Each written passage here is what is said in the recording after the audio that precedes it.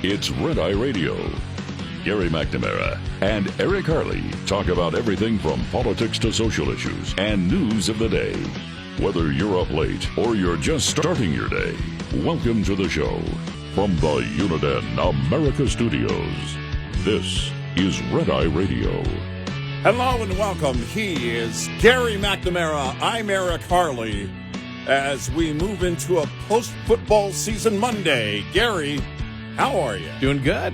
Good. I'm just looking at this thing here.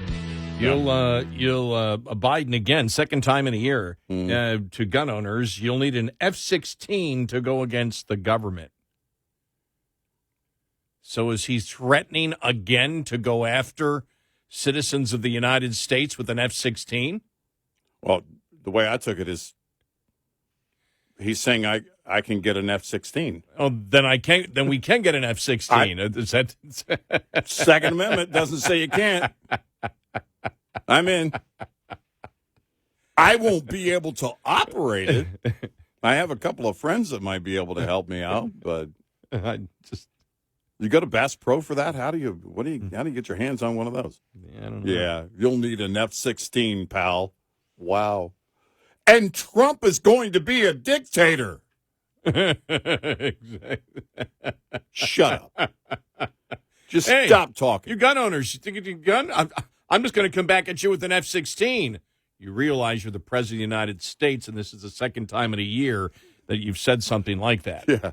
It's just like... By the way, that's a lot of things that you just pointed out that he has to realize all at once. That's a pretty long list you set out for him there, given his mental state as of late.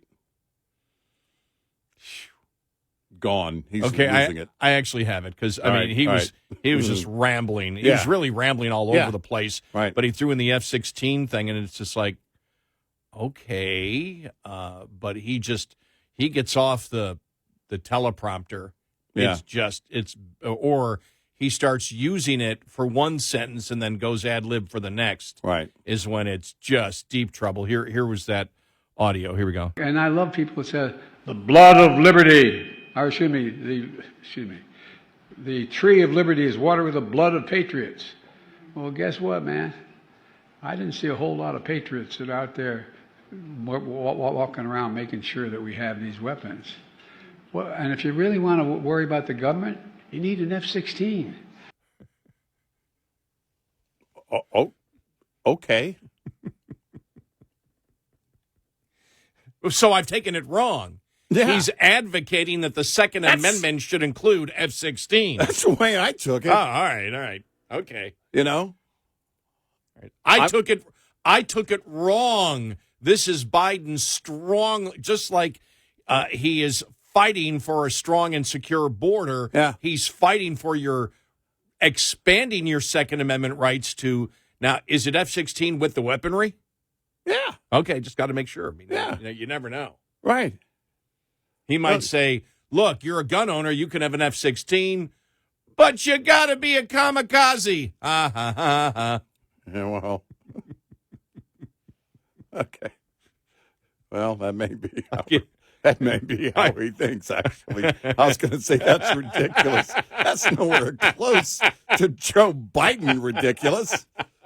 You know, I've been shopping for a compact 9mm recently for Carrie, and I've been shopping in the wrong place. Apparently. Excuse me, you have any F-16s? I hate to say this, but this takes me back to what is it? The Canadian Bacon. Yeah. Yeah. Michael Moore's most accurate movie. Yeah. and the guy that owns a defense plant. Yeah. And so the Cold War is over and they have all these excess weapons, so they just have an auction for regular citizens. And here's this missile for you. Yeah. I love Can we hear the bidding, please? Yeah. And that's a scene with John Candy. And yeah. That was, but oh man, his one good movie. His one good movie and the most accurate movie, which was a piece of fiction, but like I said, for what he did when it wasn't a piece of fiction, that they were more fiction than his piece of fiction. Oh, yeah, much closer.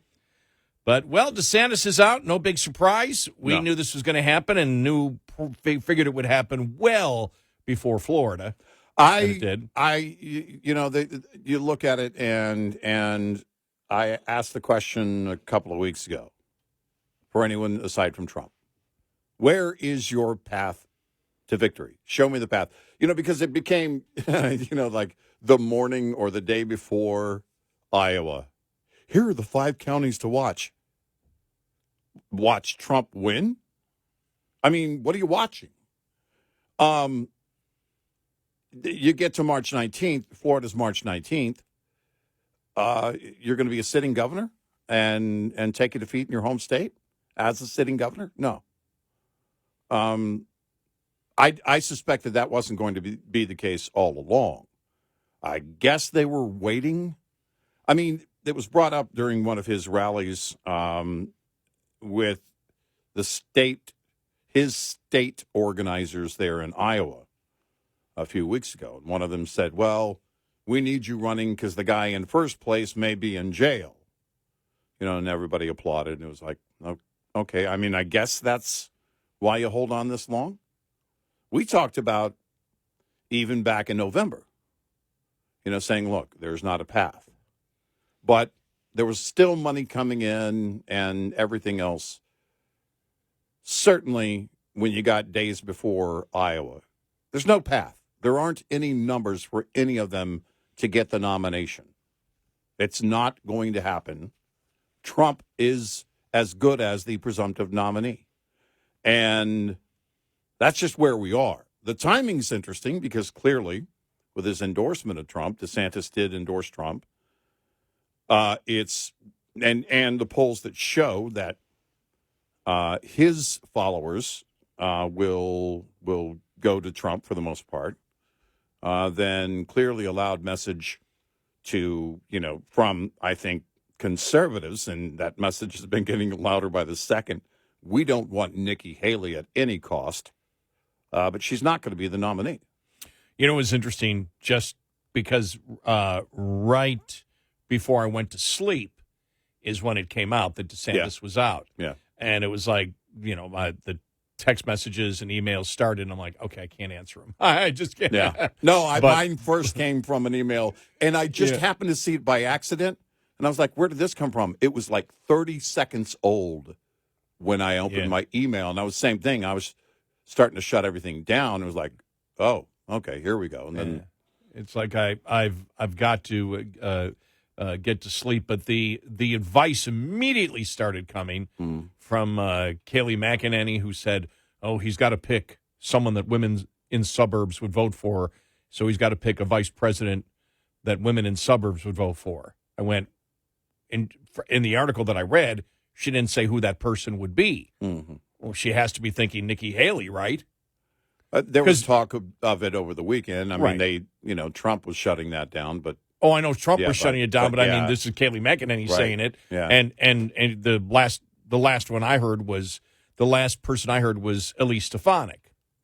That chatter over the weekend was pretty loud, actually. Which would be acceptable. So, I mean, we'll get into this later on, but it's like, okay, so you believe that Trump putting somebody in there who was opposite of him is what's going to get him elected? I don't see it. Look, I don't the logic is kind of all over the place. I don't think the Veep matters for him. Matters very little. It will matter very little for 4 years. It will only matter when we get to 28 for the voter. But it's not going to be, in terms of what it brings to his campaign. It really doesn't. Nobody brings anything to his campaign, in my opinion. It might as well be Eric or Donald Trump Jr. I mean, honestly, because I don't know anybody that is going to bring anything at all to his campaign. I don't think, some would argue Mike Pence brought evangelicals. I think the evangelicals were, looking at it going, in 2016. I think evangelicals were looking at it saying, and we heard a couple of prominent evangelicals saying, look, under Obama, we've been all but canceled, but at least this president, he may not be the guy that's our first choice, but as President Trump is clearly better than anyone on the left. So I don't know that Pence did that for him as much as the binary decision did that for him. And right now, I don't know who brings anything for him. To the point of, with Kayleigh McEnany, who do you bring on board that you believe will say, that suburban women will say, well, you know what? I had sworn off Trump. I was never going to vote for Trump. I was all but never Trump. But now I'll vote for him. I don't know who that person is. Well, when you had, who was it? His son came out and said, if my father picks Nikki Haley, I won't vote for him.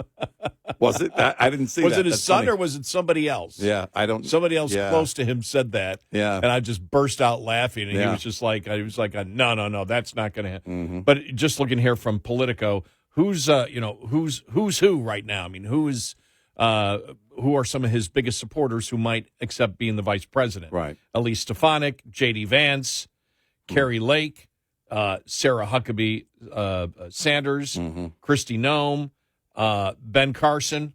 And they're talking about these are people that have made trips to early primary states to stump for Trump. Then they have North Dakota Governor Doug Burgum, Ramaswamy, Tim Scott.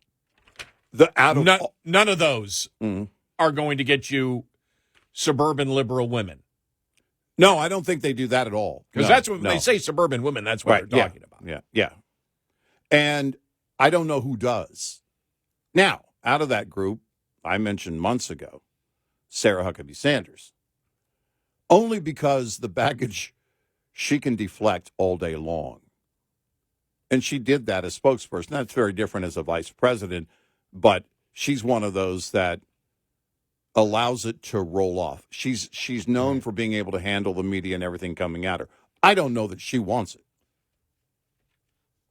I don't know that she does. Well, the same thing with DeSantis I saw immediately as well. Best thing would be we would win 2028 if DeSantis was vice president. I don't think DeSantis is going to tie himself to Trump. That's the thing, is that if you're looking at 28, the 4 years leading to 28 are going to be filled with a lot of smoke. Well, we'll talk about the challenges for Trump coming up. Yeah, because this has not been a primary season for Trump where that is based on conservative issues. Right. It hasn't been. Right. And we'll walk through them as we have already. Mm-hmm. The things that he's proposing, as we said, the first thing that he keeps proposing is with prices, the main concern for the American public is a 10% across-the-board tariff on every product coming into the United States. Right. Americans you may have some people cheering that until it happens. Right. Like, what the hell's going on? All of a sudden, prices just skyrocketed? If they've gone up an average of roughly 20% over the past few years, and all of a sudden, boom, 10% like that, people would throw a fit. Mm-hmm. The thing with Trump is figuring out, is he actually going to do, like last time, is he actually going to do what he says, or will he be more conservative? Right. What can he actually do? No, he's not going to do. He's not going to be able to do 10% tariffs, but it doesn't matter. Why do you believe? Why would he believe that's a positive to promote in his campaign? Well, he's really big. Apparently, in his book one time, he proposed. I'm going to guess it's where it was in one of his books. 70 as a Social Security start Social Security as the new age. He's not anymore. Now he's saying don't touch it at all. Nothing. No changes, and going after Elise Stefanik. Sorry, you have to change Social Security. Yeah, you're going to be forced to. You have to. The numbers just tell you have to. There's no whatever you end up doing, you have to change it. And it seems like now the Republican Party says, okay, let's be like the Democrats. Our leader, who is Donald Trump, says, just ignore it. Mm-hmm. And that's the solution. It's not these are all challenges that have to be resolved by like the debt. Yeah. You know, he said, again, promoting how he's going to get rid of the debt. Well, how is he going to get rid of the debt? Whoever becomes president on January 20th, 2029 is the person that will directly have to deal with it. And if they haven't dealt with it then, they'll have to start that day and work every day on it. Oh, yeah. It'll be far too late to not do that if they haven't done it by then. You know, we're going to win through strength. Yet Trump and others wish to cut the defense budget. Mm-hmm. They don't want to skyrocket it. Mm-hmm. They don't want to do what really needs to be done, because I believe we still have problems with our especially with our Navy, the number of ships out there, and a whole redo of the military from the wokeness. Now, Trump, you know, how effective will he be? The other thing is, how will Trump build a consensus? Who will be a Trump aide? Who wishes to be a Trump lawyer? Well, when you look at it, if you wish to have a lawyer career afterwards, look how almost every single person that served in the last Trump administration, every single one, has huge financial debts right now. Mm-hmm. Yeah, right. Because of lawsuits and everything else. Right. These are all challenges that Trump has. Right. And the other thing is, and we haven't talked about the Senate and the House bringing them together if you win them. And so he's got a ton of challenges. What if he's indicted? I forgot who pointed it out yesterday. 31% of the Republican Iowa caucus goers said if he's indicted for anything, he will not get their vote. Doesn't matter whether it's legit. You mean if he's convicted? What'd I say? Indicted. No, if he's, I'm sorry, if he's convicted. Yeah. If he's convicted of anything this summer, he can't win. Mm-hmm. According to the polling that's out there, if you take Iowa and extrapolate it out, where a third of Republicans win. These are all challenges the Republicans have. But it hasn't been a concern until now. Right. And the polls have plenty of time to change. Oh, sure. Yeah. A lot can change between now and November 5th, including the candidate on the left. Oh, yeah, the candidate on the left is self-destructing, too. Well, I mean, it can be a totally different person by the time November 5th No, gets that's around. true. We got a lot to talk about. 866-90 Red Eye. This report is brought to you by Shell Rotella. With advanced synthetic technology, is designed to help keep your rig running with more mileage and less maintenance. After fuel, an owner-operator's second biggest variable cost is tires. To save, get as much life out of them as possible with good habits. Maintain proper inflation. It's free and easy, yet it's the highest saving maintenance you can perform on the truck. Improper inflation is by far the greatest reason tires fail early. Perform routine maintenance. If a technician can by hand initiate irregular movements in tie rod ends, kingpins, wheel bearings, and torque rods, that spells trouble. Fight irregular wear by replacing suspension components. On the steer axle, change your shocks at least as often as you change your tires. On the drive axle, replace shocks halfway through the tire's life, and when the tires are changed too. Finally, employ good driving habits. You have full control here. More conservative driving over rough surfaces helps reduce wear. Speeding, hard braking, curbing, and tight turns cause tires to wear fast. On the other hand, steady acceleration, braking, and steering can extend the life, saving a bundle. Owner-Operator Business 101 is provided by Overdrive's Partners in Business program. Go to overdriveonline.com to the Partners in Business section on the website for more details on this and many other topics. We'll be right back with more Red Eye Radio with Eric Harley and Gary McNamara.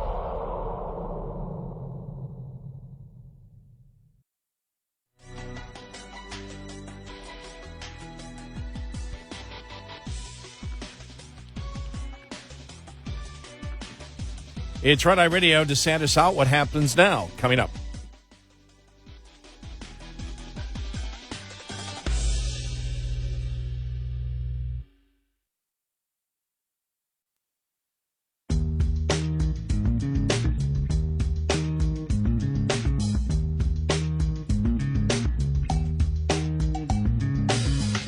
music reviewers, and sometimes political commentators. Eric Harley and Gary McNamara on Red Eye Radio. And he's Eric Harley, and I'm Gary McNamara. Download our Red Eye Radio app today and listen when and where you choose, if you can't listen live overnight, to one of our great radio stations.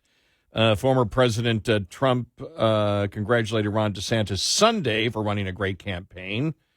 And all name-calling will be gone now. Fox News, Kaylee's McEnany, said Trump will need a conciliatory tone for the next several months if he wants to beat Biden in November. I think Trump, gets a DeSantis voter both in the primary and the general election. The DeSantis voter tends to be a traditional conservative person of faith, and that naturally translates to Donald Trump, where I think his challenge is both here and going forward into the general election is winning over the Nikki Haley voter,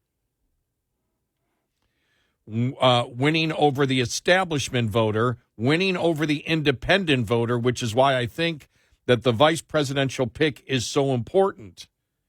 She said on Fox News over the weekend, you must pick someone who helps to bring in that block, because I believe the conservatives, the base, is going to come home, show up, rain or shine.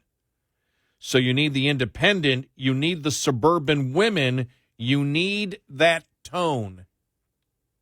I don't know anybody in the field right now that has a bigger shadow than he does, aside from his son Barron, who's 6'7". So who do you bring in that does that in that way? They don't have to have a bigger shadow overall. Of course, that's not what you want. You want someone who, in all these ways described by Kaylee McEnany, can do that. I don't know who that person is. I can't think of one. Because it has to be somebody who has remained loyal. Robert Kennedy Jr. Yeah. I had to say that. It has to be somebody who has remained loyal throughout, who has never wavered. So not Liz Cheney. I was thinking, opposites attract. Why not give it a shot? Mitt Romney, Joe Manchin. Start throwing out ridiculous names. Well, but Mitt Romney couldn't win the women back in 2012. No, but he can win liberals. It's just that again, who's that unicorn going to be? This is going to be, as it always was going to be, a Donald Trump campaign and a Donald Trump presidency. And given the first term, there are a lot of people that are like, no, thanks. When you look at it, a number of different articles I'm reading here, Joe Biden's death wish, saying his border policy is Trump's greatest gift, which, of course, it is. But then a couple of articles there in the Wall Street Journal, the 2024 Republican choice. Will it be a second chaotic Trump term or a new conservative beginning? That would be the question, right? Well, no, it could be either, but based on history, nothing leads me to believe, that much is going to change, but maybe it will. He says, and they write here, Mr. Trump faces 91 felony charges and 4 different indictments. You can think the indictments are politically motivated and an awful precedent, as these columns have argued. They agree with that. Mm-hmm. Yeah. But they exist, and amid the legal battling, a jury could convict Mr. Trump by summer. Then what? Mr. Trump would never withdraw if that happened. But no fewer than 31% of Republican Iowa caucus voters said in an entrance poll that a conviction would make Mr. Trump unfit for the White House. That means if that is true, and you extrapolate that across the nation, Mr. Trump can't win if he's convicted. Mm-hmm. GOP voters will have played into Democratic and media hands. But if Mr. Trump does somehow win, Democrats predict a second Trump term will end in a dictatorship, and they said, that's not true. That's not going to happen. And there was no coup either on January 6th. It's not like he's going to be armed with F-16s or anything. Exactly. The better question, in our view, is whether Mr. Trump can deliver the policy and political victories that GOP voters want. There are many reasons to think that he cannot. Start with the fact that Mr. Trump would be an immediate lame duck. He cannot serve more than one term. And if he does win it, it will be narrowly with little political capital. He has never reached an approval rating above 50%. And his rolling 7-week Real Clear Politics average of favorability, 41.3. If there's a strong third-party ticket, he might win with the smallest plurality since 1912. Mr. Trump would lack the most potent political power, the ability to persuade. Republicans are favored to win the Senate majority, although narrowly. But the House is up for grabs and could easily go Democratic. If the first term is a guide, Democrats will oppose anything Mr. Trump proposes that isn't one of their priorities. Mr. Trump could use executive power to repeal Mr. Biden's regulations and appoint judges. He could approve drilling for domestic energy in particular. But if Democrats control either house of Congress, conservative legislative priorities would be dead on arrival. Trump supporters say his first term was successful until the midterms and COVID, and it was on the economy, deregulation, and judges, but tax reform was teed up for him by years of work in the House GOP. The Federalist Society gave him a list of judges to nominate, and Mitch McConnell moved them through the Senate. A GOP Senate could still confirm judges, but the current Republican House can't pass a budget, must come up with a governing agenda for 2025. One reason is the intellectual confusion of the Trump-era GOP. There's nothing like a unified agenda that Ronald Reagan carried into office in 1980, or even Mr. Trump in 2016.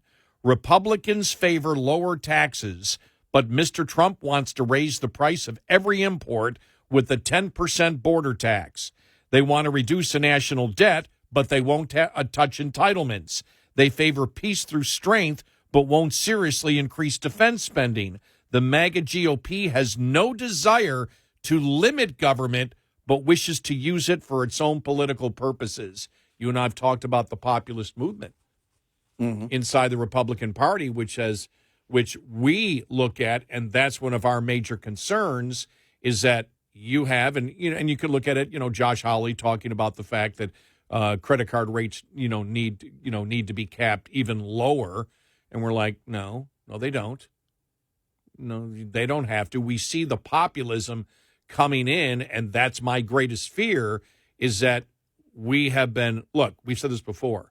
I couldn't run the economy. You couldn't run the economy. Nobody listening could run the economy. Think about this. People actually believe that Joe Biden and Kamala Harris can run an economy. The Green New Deal came up, was created by whom? AOC, completely and totally clueless. These are plans to run the entire economy. The last thing I want is Republicans to come in and go, well, I can run an economy better, or I can manipulate an economy to success. And you can't do it. No. It can't be done. You can't. And again, Trump, like last time when he came in, had a bunch of populist things and changed his mind once he became president. Yeah. As we know. Right. But now he's coming back with even more populist and socialist ideas that are completely non-Republican, and it seems like the Republican Party, the rank and file, doesn't care about it. As long as he's strong on the border and maybe on national defense, they're okay with it. But as we know, the economy, prices, the budget, the debt are serious concerns. And I don't see that the Republican Party, with or without Donald Trump as their leader, if he is their leader, I don't see the will to really do what's necessary to balance the budget. And if he's not there, I don't see the will inside the Republican Party to do it. I don't know that I see that over the next 8 to 12 years. Yeah. Not until we have to. It'll be sweeping, basically, cleaning up. That's what we're going to be dealing with, cleaning up. And it says it's not clear if Mr. Trump could attract first-rate advisors. Allure of power is strong, but anyone who takes a job better have a lawyer on retainer. No conservative who wants a career in law is likely to accept a job in the White House or the Justice Department. Well, because if you don't end up being an enemy of his, you're from day one an enemy of the left, and they're very much at work. Forget about Capitol Hill. The Justice Department and the justice system throughout on local and state levels will be at your door at every turn. And as they point out here, the lawyers' costs alone. Michael Flynn. I mean, that was one of the first examples of that kind of behavior. But it doesn't matter who you are. You attach yourself to Trump, and the left is coming after you hard. By the way, this is the editorial page. These are not my opinions. I'm just reading them as part of the overall analysis that I saw early on yesterday after people realized, okay, it's going to be Trump.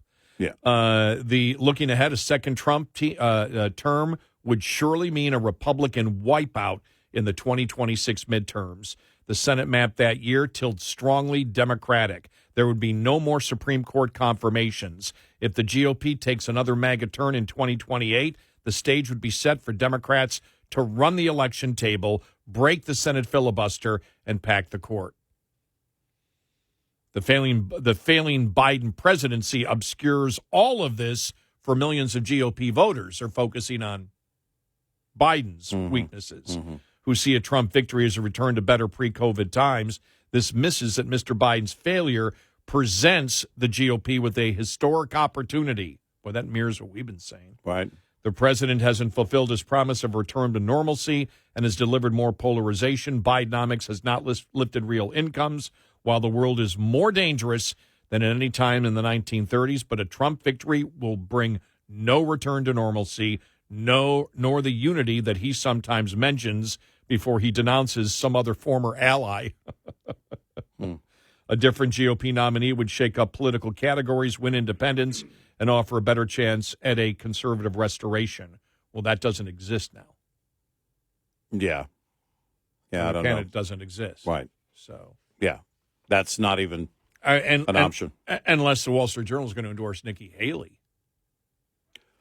One of the things I saw yesterday is, a lot of conservatives on social media concerned about the fact that the establishment is now going to push Nikki Haley hard. You can push her all you want. The polls aren't going to change much, if at all. No, you're closer to what you want to get to with the Trump based on what he did in his first term. Mm-hmm. The problem with Trump, the challenge with Trump is you don't know what he's going to do.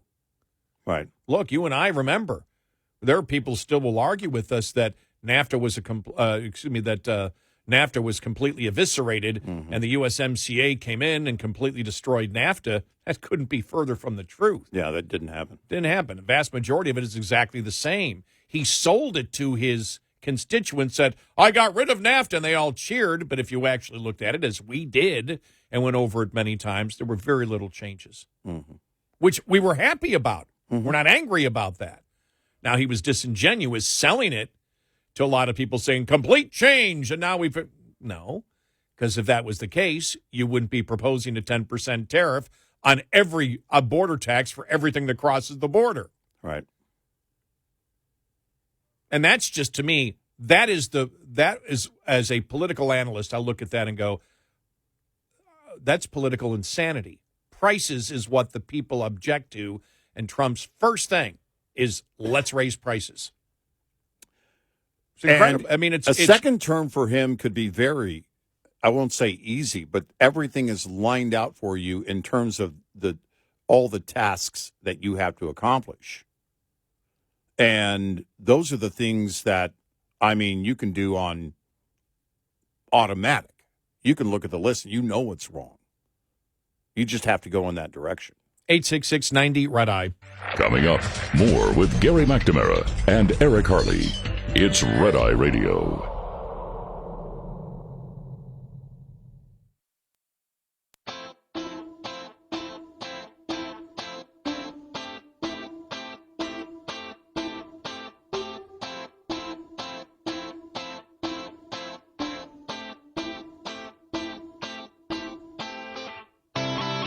It's Red Eye Radio. He's Eric Harley, and I'm Gary McNamara. Yeah, one of the, I think, Eric, one of the challenges is the Biden administration. I mean, the debt and the economy and everything else. Everything is so bad. The border situation, as we know, and I have confidence that on the border, Trump could get it all done. But everything else is so bad. You actually, in order to succeed long term, you'd really have to cut, and I don't see that happening in a Trump administration. Top of the Hour News is brought to you by House Products. Visit houseproducts.com. This is Red Eye Radio on Westwood One.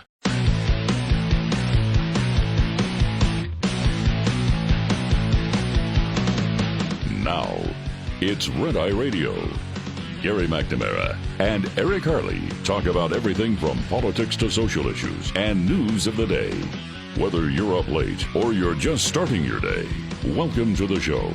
From the Uniden America Studios, this is Red Eye Radio.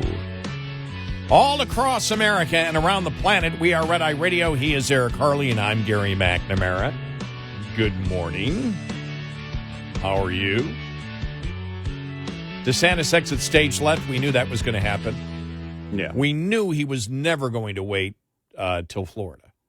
Yeah. It was only, it wasn't if he was going to do it this week. It was which day this week. Would he wait until after New Hampshire, or would he do it as he did on Sunday before New Hampshire? Interesting. You wonder inside the campaign why they decided to pull the plug now.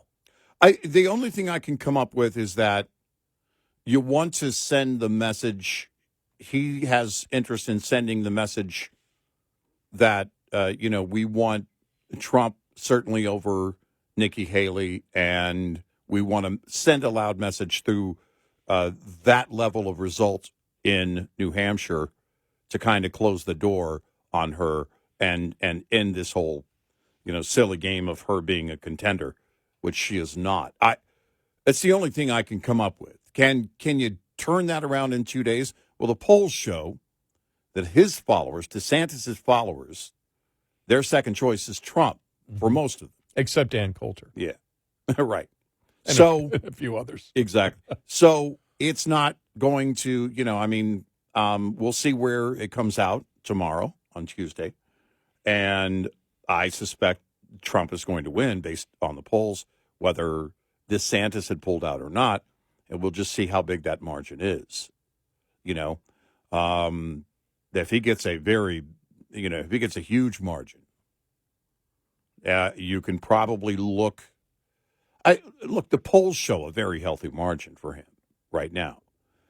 But if you look at his RCP average in New Hampshire, but that's, and if it's even bigger than the RCP average, then you can point to DeSantis and say, thank you, Governor DeSantis. But I'm guessing that's the only play. Because you don't see a victory in New Hampshire. And do you want another defeat? Do you need anything else when there is no path to victory? I've been asking now for a few weeks. If you're not Trump, show me your path to victory. And it's all massive contingencies. And you don't spend money that way. And the donors probably slowed way down after Iowa. I'm guessing there was a lot of pulling back after Iowa because they saw the same thing. He kind of mentioned it in his speech, that he can't ask people, the volunteers to do the work and the donors and everything else when there is no path to victory. And that's your reality. That reality's been in play for a while, but I guess you still had to do the push, at least through Iowa. I wonder if you're going to hear now this week, especially from those trying to jump aboard the No Labels party. Yeah, maybe. I don't know. And what will the No Labels party, what will their goal be? Because it's like they talk about, well, if it's Trump and Biden, well, then we're going to put in another candidate. Well, if it was somebody else in Biden, do they object? They never objected to Biden. They objected to Trump. Mm-hmm. And so when you think about it, if you have well, Joe Manchin would run. Well, was Joe Manchin going to pull from Trump voters? Is he going to pull from Democrat voters? I don't know who he would pull from.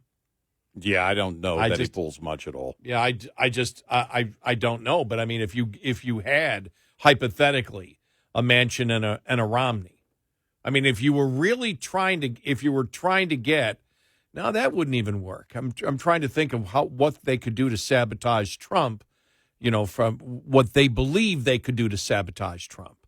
And I'm like, well, it's let me just see here. It's not going to be the former Congresswoman from Wyoming.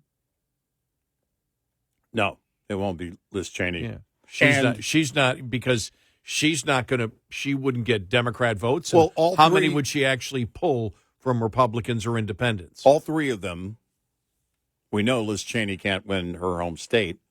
No. Mitt Romney likely couldn't win his home state, and Joe Manchin likely couldn't win his home state. Those are the reasons Mitt Romney and Manchin decided not to run again. Let's be clear. So if they can't win their home state, what makes them a viable candidate on the national level, except to do a little bit of damage, and I don't know who you do damage to.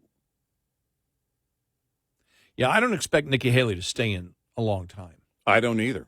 If she doesn't win New Hampshire, I don't expect her to be in very long. There is no path. And if there's no path, the donors are jumping off. I suspect the donors were jumping off DeSantis over the last week, saying, look, you've got all you're going to get from us, and, good luck. You're not going to win New Hampshire, but thank you and valiant effort. That's just the way it works. And when your money is gone, it's over. Reading a story about Ramaswamy, whose wealth actually increased while he was running for president. I don't know how much of his own money he spent. It was a lot of grassroots thing, for him. And being so wealthy, he didn't have to worry too much about gas money. Just getting pulled out of a ditch in Iowa or stranded on the side of the road in the snow. You got some help on that. But it's not you need the big donors. You're going to need a lot of money. And if she does not win New Hampshire, and it looks like she won't, then donors aren't going to be there. What are the latest from South Carolina? So I'm looking. I haven't seen. Okay, here it is. Trump 52%. Mm-hmm. Haley 21, and that's but you still had DeSantis in, and Scott was still included in there in the RCP average. Yeah. How old is that? It's the RCP. That's just the average, but what's the latest? It's the RCP average from 1018 to 13. Oh. Oh man. And you could say arguably it is a much different game right now because basically down to Trump and Nikki Haley. And the last poll, Emerson, which was done the 2nd and the 3rd of this month, it was Trump 54, Haley 25, DeSantis 7, Christie 5, Ramaswamy 6. Yeah. So Ramaswamy votes are going to go to if you did that now, Ramaswamy votes are going to Trump, and most DeSantis voters are going to Trump. Trafalgar was, and this would have been in early December for South Carolina. Trump 49, Haley 23, DeSantis 14, Christie 6, Ramaswamy 6. Problem is, any of those, DeSantis, Christie. I mean, Christie, I don't know. I mean, he's already figured in though. He's already figured into the mix now for any polling. Yeah, because he's been out for a while. But I mean, Nikki Haley. You look at South Carolina, it's like, wow. Yeah. Insider Advantage poll came out for New Hampshire. Trump 62. Nikki Haley 35. That was January 21st only. So that was Sunday only, and it did not have DeSantis figured in at all. Trump 62, Haley 35.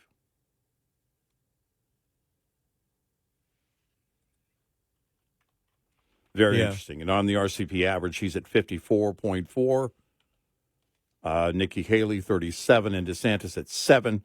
Most of that from DeSantis will go to Trump. So it makes sense that he could, easily get mid-50s. Then he's crushing it. If he's crushing it everywhere else, there's no path to victory for anyone else. It's over. You're not going to give your money to a losing cause. Heck, give it to charity. And I don't see where you're staying in order to try to become the vice presidential candidate. That's not going to happen for Nikki Haley. No. No, not at all. I mean, Trump ruled it out, but honestly, no one wants her. A handful of people in New Hampshire, maybe by the time November gets here. And it would be interesting to see the number that are, basically that aren't part of a political party.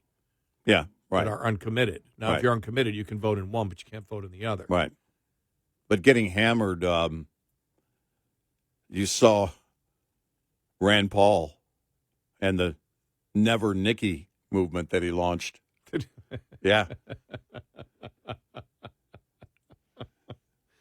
Like I said, plenty of challenges because right now, nothing really in the Trump campaign has been about the specifics of what you're going to do except for the border. Yeah. Because he's been specific on what he's going to do there. Everything else is, I'm going to end the Ukraine war in 3 days. How? Mm-hmm. I'm not going to tell you. Mm-hmm. Well, if there's no budget, we're going to balance the budget. How? If you're not going to, what are you going to cut? Can't tell you. And if there is no debate,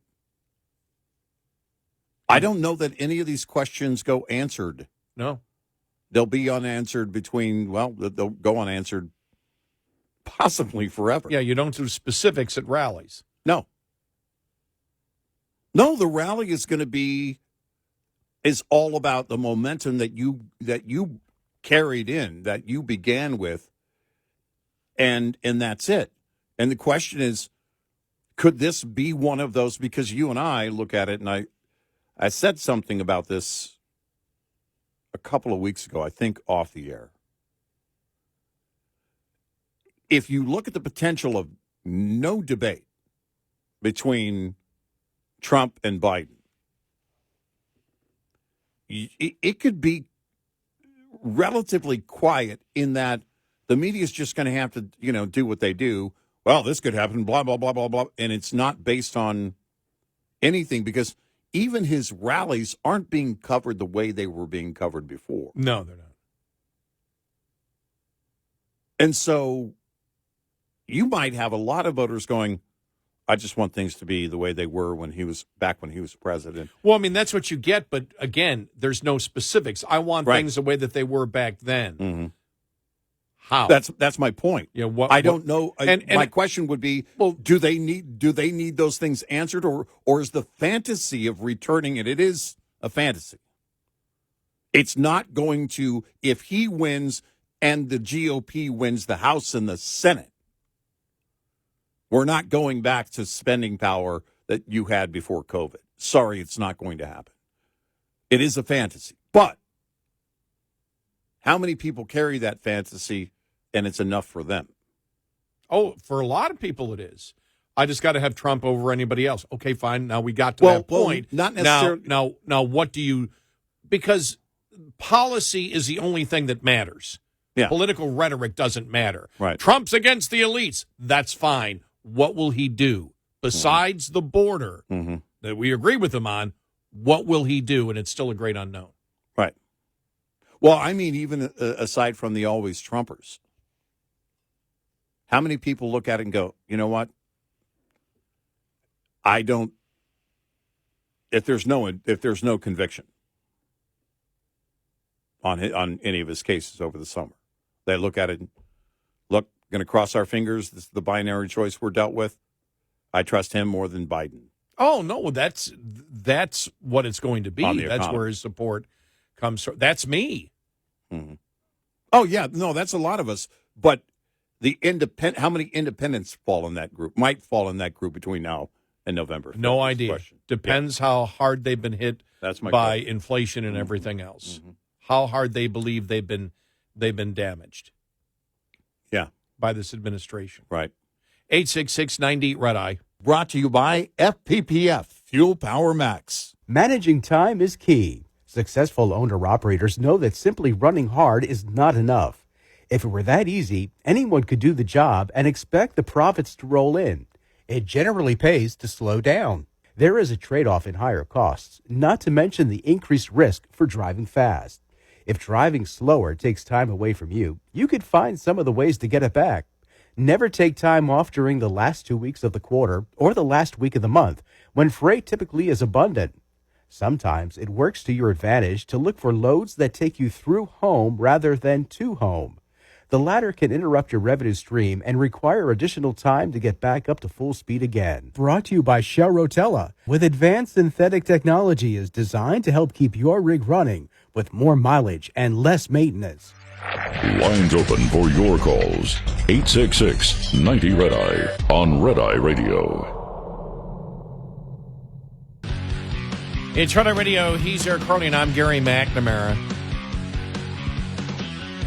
And the reason I ask Eric about Nikki Haley and how long she'll stay in is the Nevada primary is the 6th. The Nevada Republican caucus is the 8th. Mm-hmm. From what I know, you get your delegates from the caucus, not the primary. Do I have that right? Right, yeah. Yes. And Nikki Haley is not in the caucus. She's in the primary, as is Pence and Scott. I mean, whatever, but the presidential primary doesn't mean anything because you get the delegates from the caucus. Yeah. And so she's not in it. So Trump's going to win that big time. Then you have the Virgin Islands, really doesn't matter. Then South Carolina on the 24th. And she's down by a ton there. Yeah. And then you go to Michigan at that point, and then you on the 27th, and their caucus on the 2nd, then Idaho, Missouri, District of Columbia, North Dakota, and then you get to Super Tuesday. But, you know, you look at it and you say, can Nikki Haley last another month of not winning anything? No, there's no potential and to for the anywhere. To the point where you get to South Carolina and she loses big in her home state. Right. And that's why a lot of people are saying, well, including us, going, it's over. Not that it wasn't over before, but now that there's not going to be any more there's no more primary debates, how will she keep funding it? Unless she wins. But she wins through uncommitted Republican voters, non-Republicans in New Hampshire. still there's no path to victory. Yeah, I don't see it, and I suspect that she'll make an announcement by the weekend.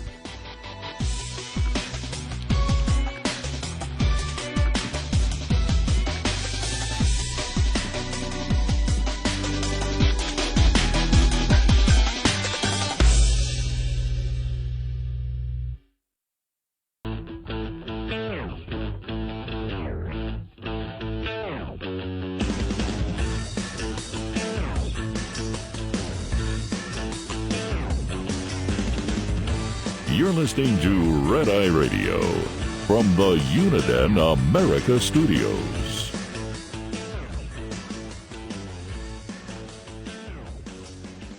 And he is Eric Harley, and I'm Gary McNamara. Good morning. Thank you for being here. Just looking at this Rasmussen poll.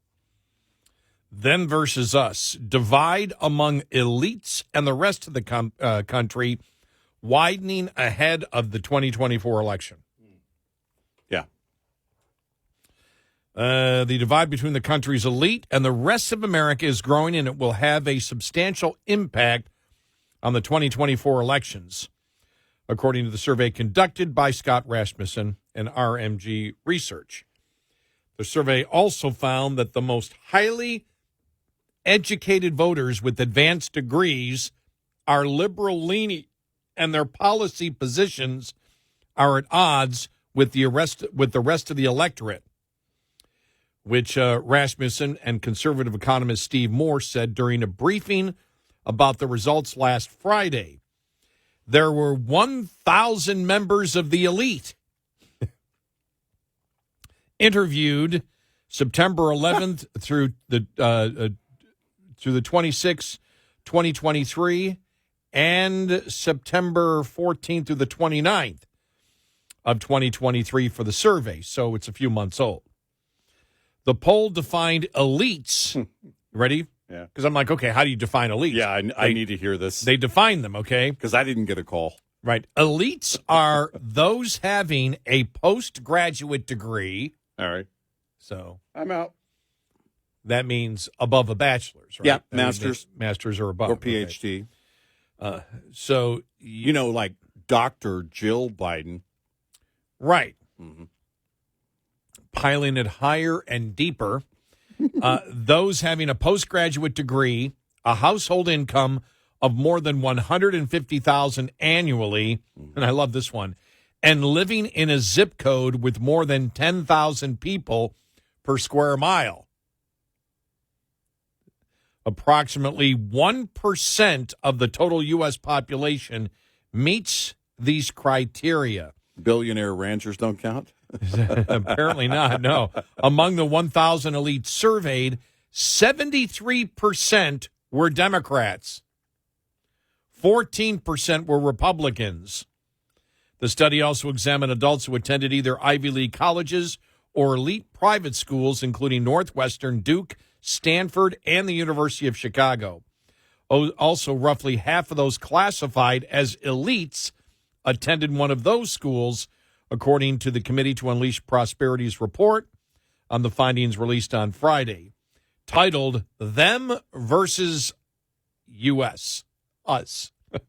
Yeah. Comparison results for registered voters came from independent surveys of 1,000 registered voters, each conducted between May and September of 2023. The survey asked the respondents if their personal finances were getting better or worse these days. Oh?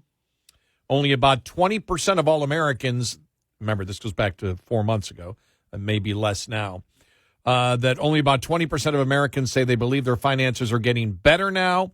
But among the elite, that number more than triples to 74% who say they are better off. The survey also found a similar divide when it came to individual freedom. Now, this is the one that gets to me, all right? Okay. When Americans were asked if there was too much or too little freedom. Well, you know where I'm going here. I don't. The laugh indicates premise, it all. The premise. Yeah. Too much freedom. Elites are 3 times more likely to say that there is too much individual freedom in America than all Americans. For who? Freedom for who do they mean? The almost 6 out of 10 of the graduates from elite colleges think there is too much freedom, read the report. The poll results found climate change to be an obsession of the very rich and highly educated, given that 77% of elites, including 90% of elites who graduated from the top universities, favor rationing of energy, gas, and meat to combat climate change. To other people, not them. 63% of registered voters oppose this policy. They didn't ask that question specifically. Yeah, right. In addition, 70% of elites indicated that they would pay $500 or more each year in taxes and higher costs to reduce climate change, while nearly as many average Americans, 72%, said that they would only be willing to pay $100 or less a year. Elites were at odds with other registered voters when it came to the issue of banning gas stoves, gas-powered cars, air conditioning, SUVs, and non-essential air travel. Based on the survey results, more than two-thirds of the Ivy elite college grads would ban each of these.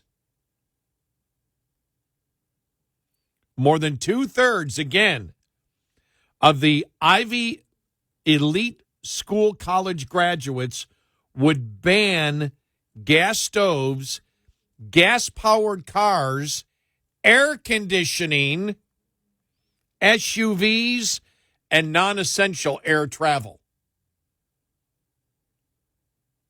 For everyone else, not them. They did not ask that question.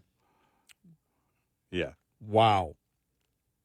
Only for the ketchup eaters. Based on the survey results, again, two-thirds of the elite Ivy League school college graduates would ban it, but less than 1 in 4 of the average voters were in support of such ban. Mm-hmm. Also, 70% of elites surveyed trust the government to do the right thing most of the time, which is more than twice the nationwide average. They're not. These people are not critical thinking. No, they're communists. Yeah, they're not. They're not critical thinking. They trust the government, and people, things should be rationed. There's too much freedom. Well, you think about it. I think we did this on Friday's show. What does the government get right? What has this government gotten right? I don't know of anything. The border? No. No. That we can run the grid on solar and wind? No. That EVs are our future and is something that is will actually help the economy? No. No. Terrorism? No. The debt? Well, the inflation you have felt for the last couple of years comes specifically from government spending. And government spending that was 100% Democrat, because that's what started it. Yeah. One Republican voted for that. Right. And so the inflation you feel today, this is really the incredible thing, because you have to be a communist, a socialist communist, to believe you do. that all the right things are being done and government does the right things most of the time. And that things should be rationed and that there's too much freedom. Right. You're a communist. Who in the hell walks around the United States of America going, I've got too much freedom. Please take some freedom away from me. Yeah. Well, Gary, what freedom would you like to take? That'd be an interesting question to delve over. So we have too much freedom of what? What they mean is other people. Things are good for them. But what do A huge chunk of them say they're better off right now. Don't ration my stuff. I need my private jet. So I need my multiple homes. But when they say freedom, I mean, I'm thinking about freedom. What freedom? What freedom should be taken away from me? We'll start on the deodorant aisle. Well, that was a Bernie Sanders thing. Get rid of Yeah. the deodorants. So Yeah. Less choice there. Too many choices. But what would they say? I wish they delved Oh, my a gosh. little yeah. bit more into it to say, okay, what freedoms specifically do you believe that Americans have too much of? I want to see that focus group. Get these individuals who polled this way, and man, bring a large suitcase. It's going to be a while because I'd be there for weeks asking questions. Rasmussen said that the administrative state as well as the regulatory state have grown over the last few decades, and the elite no longer thinks they have to have permission from voters to enact new rules and regulations. That goes back to Obama. Yep. They think if they decided something is right, it should be It done. should be done. So highlighting the views of this group, I think, will have a big impact, not just on the election, but on what happens in the next presidential administration. He told reporters during the briefing, every single thing about their perception is widely out of touch with everyday voters and reality in general. In general. Mm-hmm. In general. I'm not drinking. I really am not drinking. I didn't see any of the football games, so I wasn't upset. So I'm not drinking because of the game last night. I want to make this clear. No, that'll be later. when you actually watch the highlights. When I get, I have not watched because of the schedule. Yeah. In the last, let me see, the Bills have lost 3 times to Kansas City in the playoffs. Yeah. Once to Cincinnati. I haven't seen 1 second or 1 highlight of any of those games. Not one. No, all I saw was the repeat of the wide right all over social media. Yeah, I will never see that.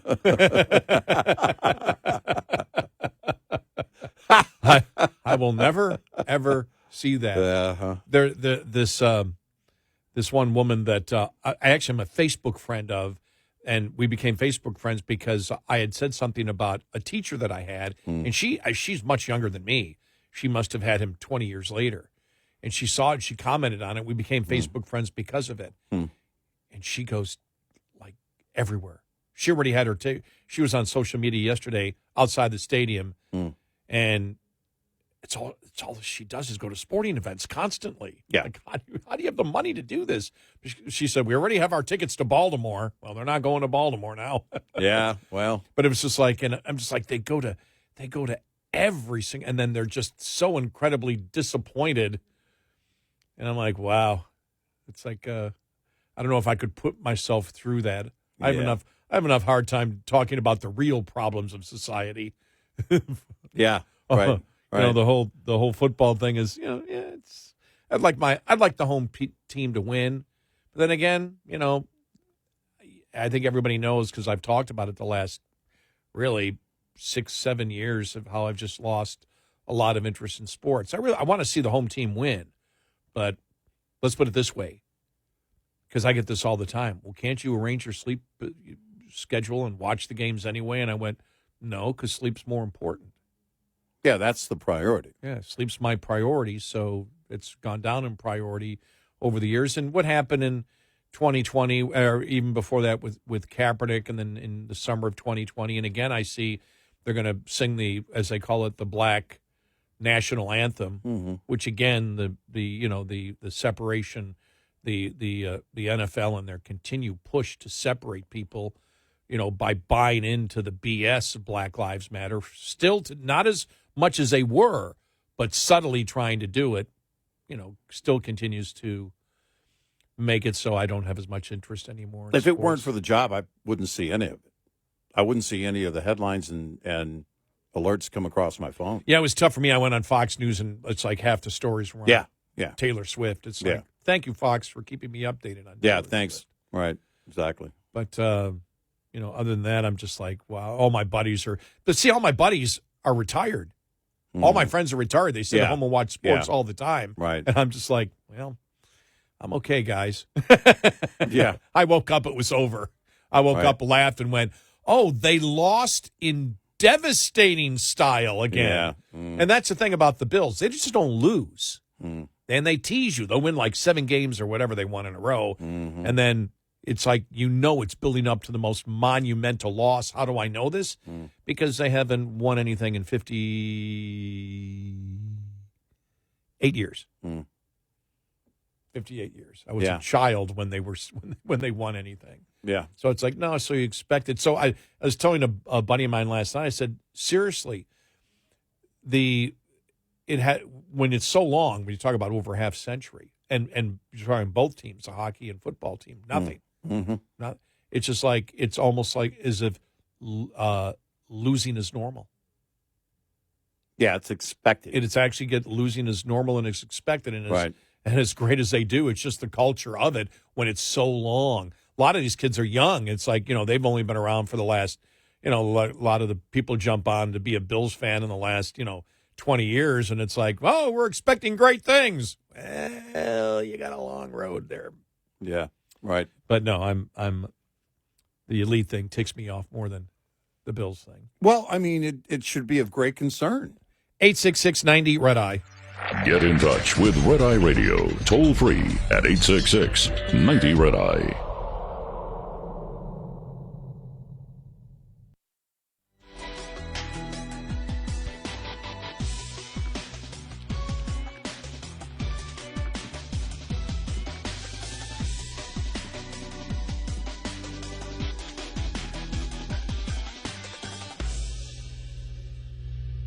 This is Red Eye Radio on Westwood One.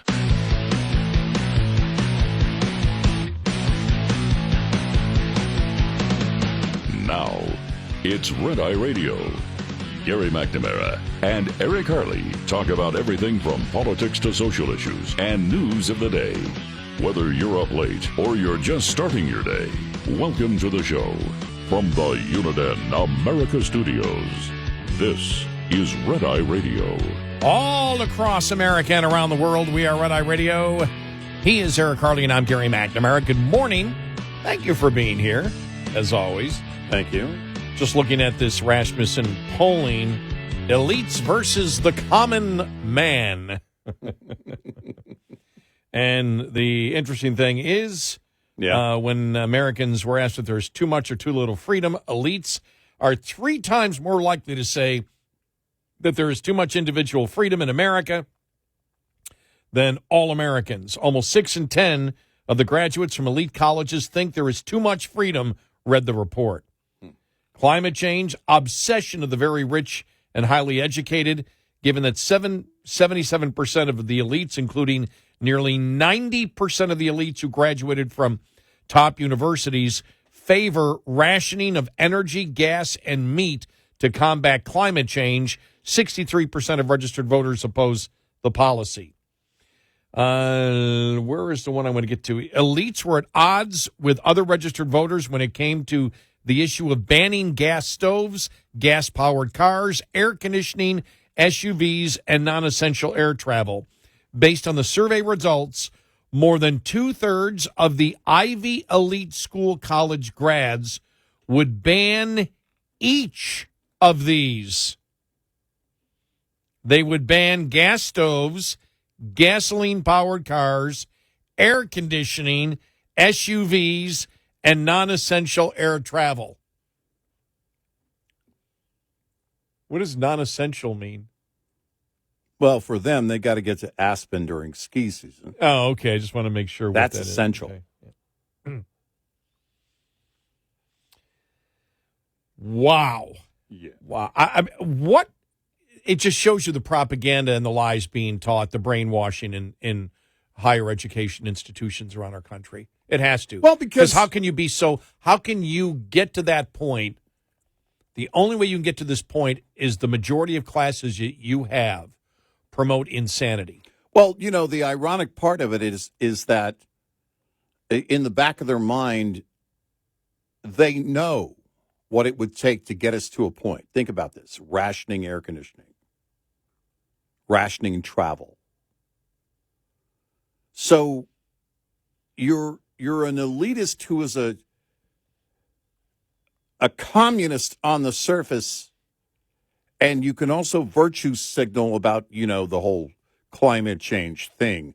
Oh, no, it's very important. It's critical that we do these things while taking advantage of the liberty that we have in this nation that will likely protect us. God, please let it protect us from ever getting to a point of rationing all these items. There's the irony. Rasmussen warned the Biden and Democratic Party might lose middle-class voters due to their focus on the rapid transition to clean energy sources as a way to fight climate change. He said the survey results show that the climate change issue motivates elites much more than it does the rest of the electorate. I think some of what happens in this group is not recognizing the issues that are motivating those swing voters, and certainly the more populist voters in the country. When they talk about climate change and imposing these ideas, it seems very normal to the elite, 1%. They are turning off a lot of voters in suburban America and obviously rural America. Moore said Democrats seem somewhat contemptuous of middle-class Americans and in terms of their daily concerns. He mentioned the record amount of illegal crossings at the border as an example, and this is a great point. Yet people in Washington don't really seem to be concerned at all about it, he said. My advice to Democrats is pay attention to what people are telling you, because they have a different set of concerns about what's happening in America than the elites in Washington and Silicon Valley and Manhattan. Moore credited Trump with turning the GOP into a more blue-collar working-class party, noting that Trump lost every single wealthy county in 2016 and 2020. Trump lost, with maybe a couple of exceptions, he said. Moore said the Two America story is true, but it's not just the ultra-rich versus everyone else. To say that the divide is between the rich and the poor is not exactly true. It's more people who are educated live in, for example, this urban-rural divide. You certainly see that in voting results now, where Republicans do really well in the rural farm areas and the Democrats do very well in the cities. So the Two American story is true, but it's not just the very rich versus everybody else. It's much broader. He emphasized he doesn't think that it's a healthy thing for Americans to have this, and it seems to be more of a recent phenomena with a gap between those two groups of people. I don't know. I've seen the gap for a long time.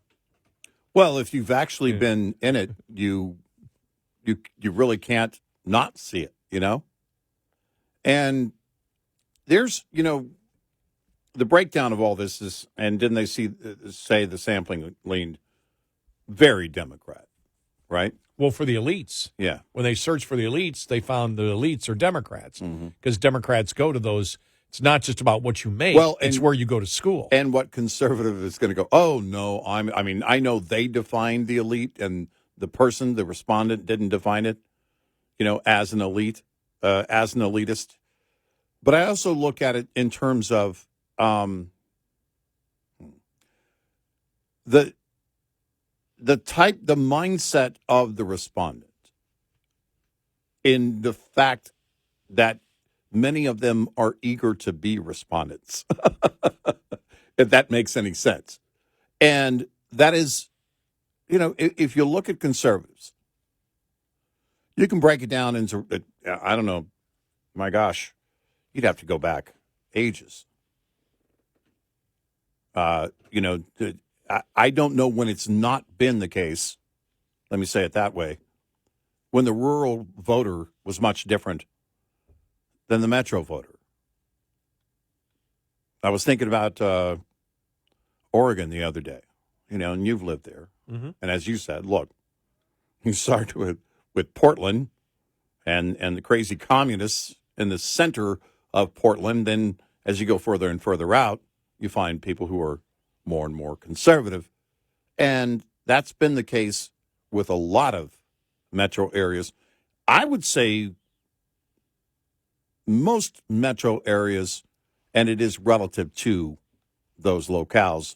A hardcore liberal in Dallas that may not be, in the city of Dallas, may not be as liberal as somebody in Portland, but you get the point. Right, but I think what they miss here, just in this article, is the fact that that it's becoming it's not just a rural divide. It is a class and education divide. Mm-hmm. It is a money but basically education divide, because you've got in many of these cities, you have minorities now moving more towards the Republican Party. So it's not just the location. It is where you go to school. I do believe that it is the rot inside of the institutions of higher learning, or quote, the institutions of higher learning, Sure. which they are not. Because to come out with a postgraduate degree from some of the top universities and believe that Americans have more freedom, you're being taught communism. Yeah. If you believe there's too much freedom, you're being taught communism. You're being brainwashed. The vast majority of your classes have to be that way, because there's no way that's a coincidence. No. Because it's not, well, they're smarter people, and so they realize that we have too much freedom. No, they're not smarter people. Well, and I wonder how much of that starts to erode. The young people putting less value in college. Looking at it going, I want something I can use. There is a quiet generation right now that is coming into their college years that are very different. Oh, yeah, because college enrollments the last couple of years are down. Mm-hmm. And when you look at that age group, they're behaving differently on a number of fronts. Participation in social media. How much time they spend, what they want out of their devices, how much time they spend in the virtual world. Things are changing, and it makes you wonder to what extent, and also, how does it shape the mind? If nobody else can shape their mind, what does? Well, anecdotally, I know a number of people in that age group, including my oldest grandchildren. And sitting around and talking to them during the Christmas break at the table was very interesting, about what career fields they want, about how they're getting their education. The four oldest right now, the three oldest are the last of that group, those three will start college in the summer, actually, classes in the summer. She's taken some, but she'll graduate high school. Her sisters graduated early. And the way that their entire group looks at things, it's a very different thing.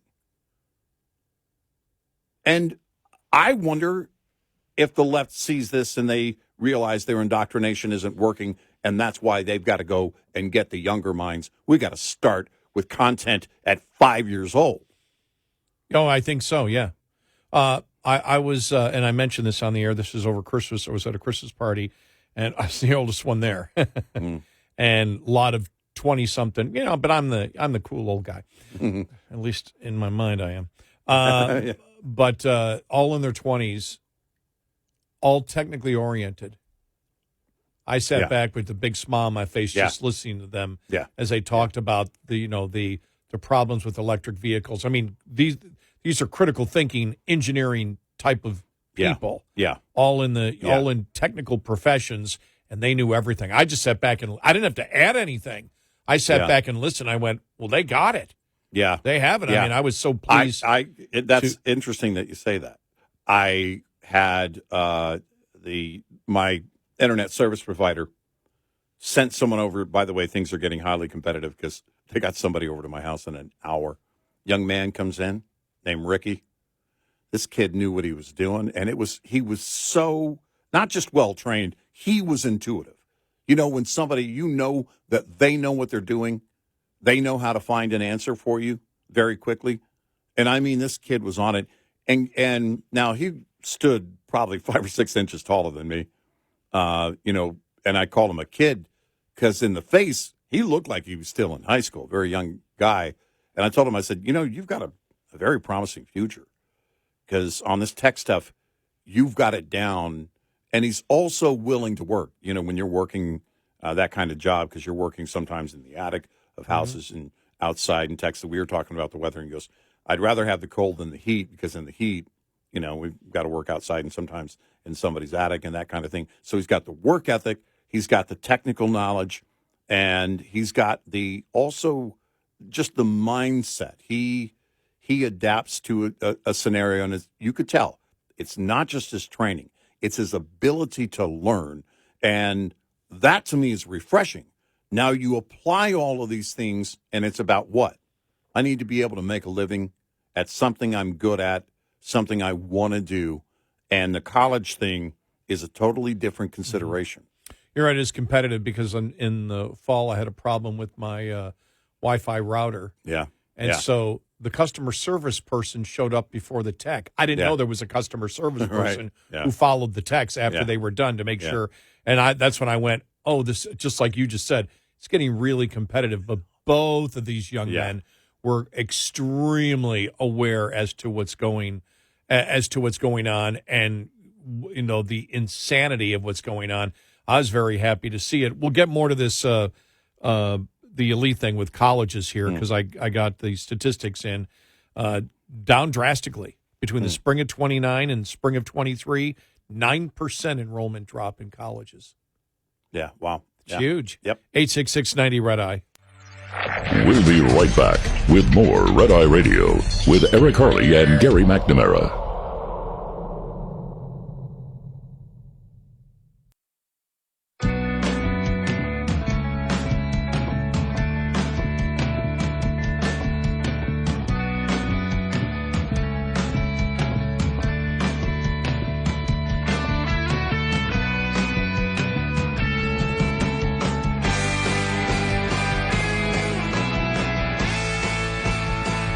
It's Red Eye Radio. He's Eric Harley, and I'm Gary McNamara. Yeah, so they said yet people in Washington with the record amount of illegal crossings at the border, for example, don't really seem at all concerned about it. You see that in Congress with the Democrats. Yeah. There's nothing going on. What's the big deal? There's nothing going on. I mean, they're part of the elite. Right. And they're just like, we don't see what the big problem is at the border. Right. It's amazing. In fact, we have more audio coming up from last week that we didn't even get to on the hearings that were held about it. He said, my advice to Democrats is to pay attention to what people are telling you, because they have a different set of concerns about what's happening in America than the elites in Washington and Silicon Valley and Manhattan. And, you and I talked about the fact that, why won't they change? We know that a lot of the Democrat voters out there are going, what the hell's going on with our party? Mm-hmm. Some of them moved, towards Republicans in the last couple of years, but not nearly enough. Right. And so as to the polling now, still too soon. You're not going to know. You're going to have an accurate poll in October. Mm-hmm. That's when you start. When Hillary was up on Trump all that time, and all of a sudden within 3 weeks, the polls started moving. It's when people have to go and vote at that point and what their situation is at that time. When we talk about Trump and the challenges he has, we believe those are legitimate challenges, because it's not just about winning the election. It has to do with what's policy afterwards. And the Republicans are not clear. They're all over the place. I believe the Trump campaign is, and the Republicans in general, all over the place, sending a variety of different messages as you have no idea what they're going to do, except Trump isn't part of the elite and the Republicans aren't part of the elite. Well, what does that mean? Well, and so it comes down to if they win, what are they going to do? Winning's one thing. You got to win. If you don't win, that would be the question. If they don't win, then what does that mean? If Biden actually wins, what does that mean for this country? And none of it is good. None of it is good because, you're looking at the GOP in the House, and now we're talking about a real fight to keep the majority in the House. Mm-hmm. Now you have the one pollster. Donald Trump is, they were concerned about it. I mean, it was on all the Sunday morning news shows yesterday. Very concerned the Democrats are about Michigan. Trump trouncing Biden in Michigan. but the state's Democratic governor would fare much better against Trump in a hypothetical matchup. Trump leads 47-39, beats Biden by 8 points. Whitmer, think about that. Whitmer, he trails Whitmer 49-45 in a hypothetical matchup. She's not running, but it just shows you that Whitmer, who I view as completely and totally unacceptable to be a governor of my state after COVID, without question. I would choose anybody else. And so how does she beat Trump? Right. It's a hypothetical matchup. But how does he beat in Michigan? Yeah, how does he beat Biden by so much? It just shows you how fickle that independent voter can be. Tell me how different Whitmer's policies are from Biden's. Oh, no. As president, she would be. Not at all. They're not different on. at all. Yeah. So you have a significant number of people that still vote personality. Mm-hmm. I don't get the allegiance by the people of Michigan to her. I have no After idea. COVID. No idea. Thank you, sir. May I have another? But People love to be BS, Derek. But if it's They love it. Biden versus Trump, they're willing to go for Trump. Yeah, That's bizarre. I know.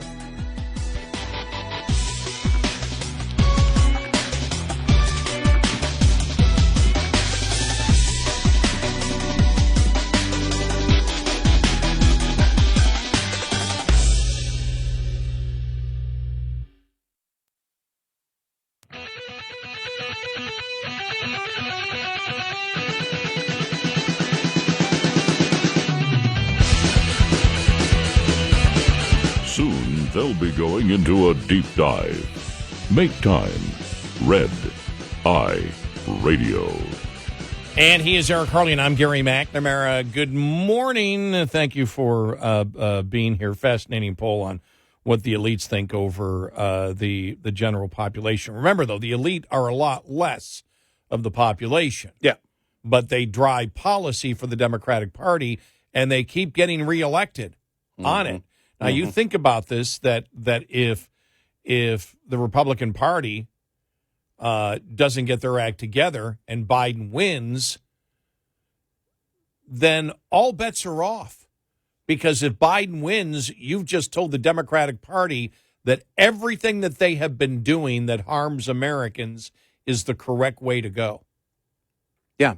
If there's no damage, if there's no ultimate political price to pay, then all bets are off going forward if he wins. And it does show that you can manipulate the minds of the electorate to, I don't know, things are so bad, I need to be dependent on the Democratic Party. But irrespective of what happens, and there's a wide variety of things that could that could happen between now and November to change everything.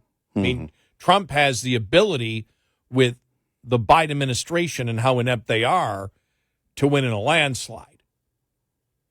On the issues, Trump should win in a landslide. Yeah. If you're talking about on the issues. From what I can see right now, at this moment, it still isn't an election based on issues, except if you wish to use the border. Well, the things when you talk to the issues being the border and the economy. The border and the economy, yes. But other than that, but those are massive issues. Remember in 2022, though, the inflation was still bad, didn't make a difference for Republicans. Democrats were willing to have higher prices to keep the insanity going. Well, which, again, now introduces or has you asking at this point, by the time we get to November of 24, is everyone resigned to this being just the new normal? Are they not screaming for relief? Have they given up? Or the relief that they're screaming for is the kind that the Democrats want to give, and that's more spending, and that's more handouts. Yeah, but that's coming to an end. Whether it's this year, next year, the year after, it's coming to an end. Mm-hmm. The one thing that we have as conservatives in our favor is reality. Mm-hmm. Because everything the Democrats have proposed have now hit reality. Illegal immigration, the border has hit reality. Why? Because now some of the most major cities in the country that are fully Democrat are screaming. And everybody knows it's not Abbott's fault. There isn't a Democrat out there that believes it's Abbott's fault. Politically, they'll use that. Yeah. They know that's a load of horse manure. Yeah. They know it's based on what Biden did. Look, Tom Homan laid it out. Here are the things that Biden did on day one. We played that audio cut last week, the former ICE director, when testifying at the impeachment hearings of Mayorkas. He laid it out. Boom, boom, boom, boom, boom, boom. Nobody could debate it. Everyone knows. Everyone knows the situation at the border is because we want it. I think that the American public, and it'd be interesting to see focus groups and what focus groups are saying right now, whether they're Democrat or Republican, that the challenges that we face today, if you ask the question, that Biden is the challenges that we face today created by government, or are they created by something else organically, and it's up to our politicians to solve those problems? And therefore, since they're organically created, we think the Democrats will do a better job than the Republicans. Is that what people actually think? Or do they understand that every major problem we see today is because the people that they have voted for and put into office? Every major problem we have today was created by the Democrats and Republicans that went along with them. Mm-hmm. Because there isn't one. The border. Foreign policy with the insanity of the Biden administration, enabling the financing of terrorism, which is insane when you think about it. I mean, these are things that are actually insane. Biden is trying to convince you he's fighting a war that he helped create by removing the sanctions on Iran and allowing them to enrich themselves, which then they gave to terrorists who are now attacking us. You see now about the number of soldiers they believe have traumatic brain injury after the Iraqi attacks. Mm-hmm. And it's like everything goes right back to Iran, and then they sit there and they look at the American public in the eye and say, oh, no, us giving them the money, there's no problem whatsoever because everything is safe and secure here and everything. It's a load of horse manure. Yeah. And we all know it. Everybody knows it. You know, the whole thing with EVs now, everything's starting to implode, there. EV stocks tumbled and have in recent weeks, but last week was a bad week. And then you had Ford announce they're going to slow production. They're going to ramp down production on the F-150 Lightning. Right. There are reasons they're these losing are happening. way too much money. Yep. And that's with all the subsidies across the board. Yep. And the American public, Democrats need to wake up and understand that you don't save an economy by producing products the American public doesn't want. Right.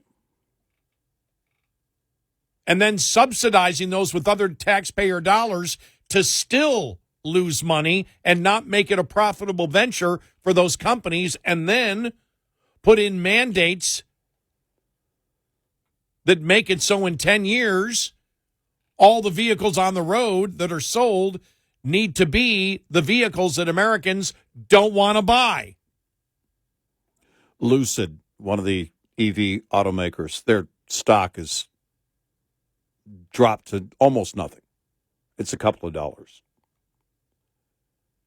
They're losing $227,000 per car production. And we told you this was coming. We knew it. Why? Because you don't have to be an idiot to understand. Well, you can be an idiot and understand that you can't have people, the elite, say, here are the products that we believe you should buy. Yeah. when there is no demand for it, and then take your taxpayer dollars to subsidize the elite buying the EVs. Because if you look at at least the money of most people that buy EVs, they would be in the income of the elite. I don't know if they all go to the same colleges as the elite from that, how they did the Rasmussen poll that we did last hour. But, you can be an idiot and still understand that's not how you do business. You don't do business by a bunch of people just coming out and saying, this is what the American public wants. Let's promote this and let's have taxpayer subsidies pay for it. No, we can't make any kind of profit on it, but that will just tell the American public we're going to create millions of jobs by forcing manufacturers to build products that the consumer doesn't want, the consumer can't afford, that we subsidize with taxpayer dollars, and the company can't make a profit on it. Yeah, that's the way to go. Yeah. And so, look, a lot of this is on the American voter. A lot of this is on the Democratic voter. And it may be soon on the Republican voters, depending on where they go and what they demand out of the Republican Party. The Democratic Party on the issues is completely and totally insane. On the issues, right. Donald Trump should win in a landslide. Right. But the Republicans aren't together in marketing or promoting anything. No. Even though all the issues, the public agrees with them, all the major issues, the public agrees with them to landslide numbers. It's exactly what you and I said about a year ago. Is this what's going to happen? It's exactly what's happening right now. Yeah. And so now you've got, as I said, Trump, coming out, 10% tariff on everything coming into the country. So you want to raise prices right now. That's the number one thing you think you should be promoting right now? I mean, it's pure idiocy. Hawley wanting to cap interest rates. Bring the cap lower. Well, why just 18? He wanted to do something else, too, that was... Yeah, what was the other one? I forgot. There was another one in there, too, which was like... Well, Jim Jordan, the Bulldog. Yeah. When he was vying for Speaker, he was telling some of the blue state GOPers, saying, look, we'll work to get the salt tax limit raised. We'll double it. Well, you didn't hear him promoting that otherwise, did you? No. Knowing, by the way, that he would need all the Democrats in the House to get it done. And they would be more than happy to do that. They've been screaming for that for a while, which is why it was appealing, and he knew that, to Republicans in blue states.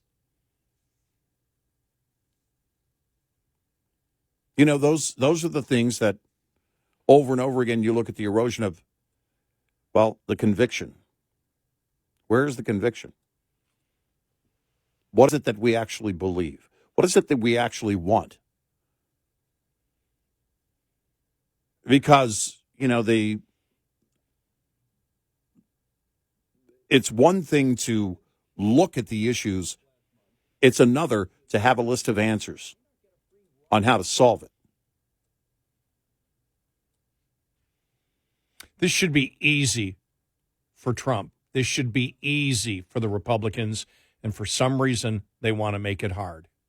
The left is doing your work more than ever. We've been saying that for years, but now it's more than ever. 866-90-RED-EYE. Coming up, more with Gary McNamara and Eric Harley. It's Red Eye Radio.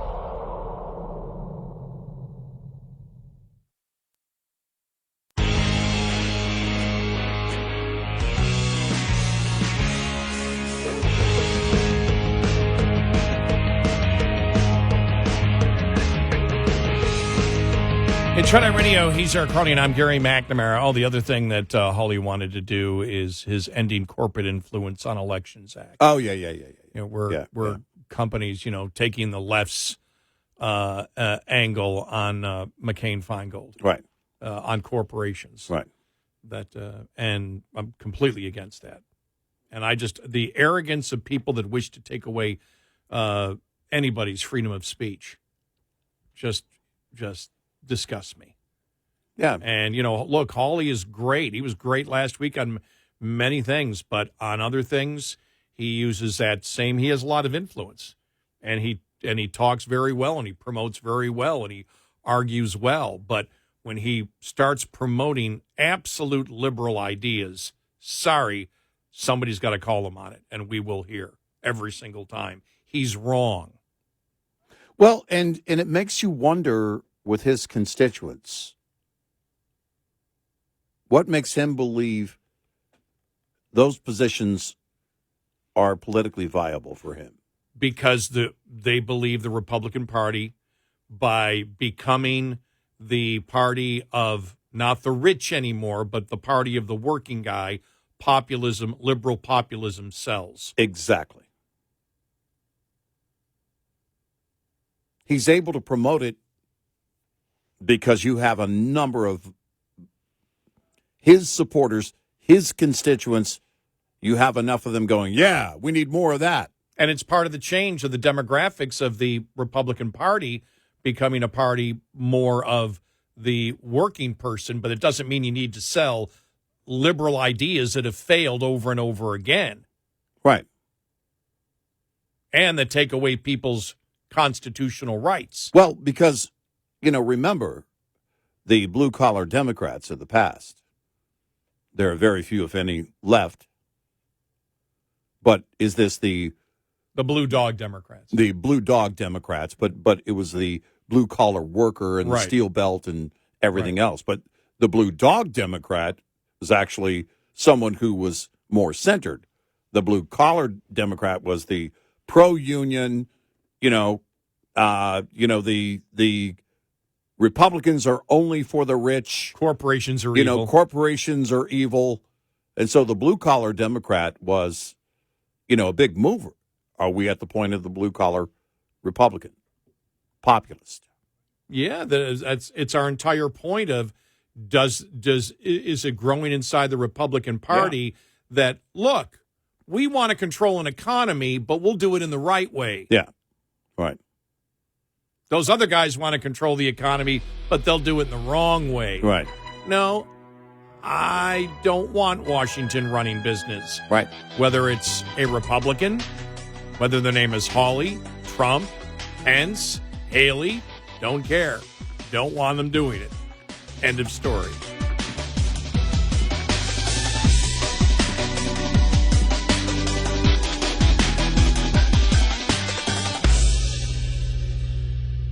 This is Red Eye Radio on Westwood One.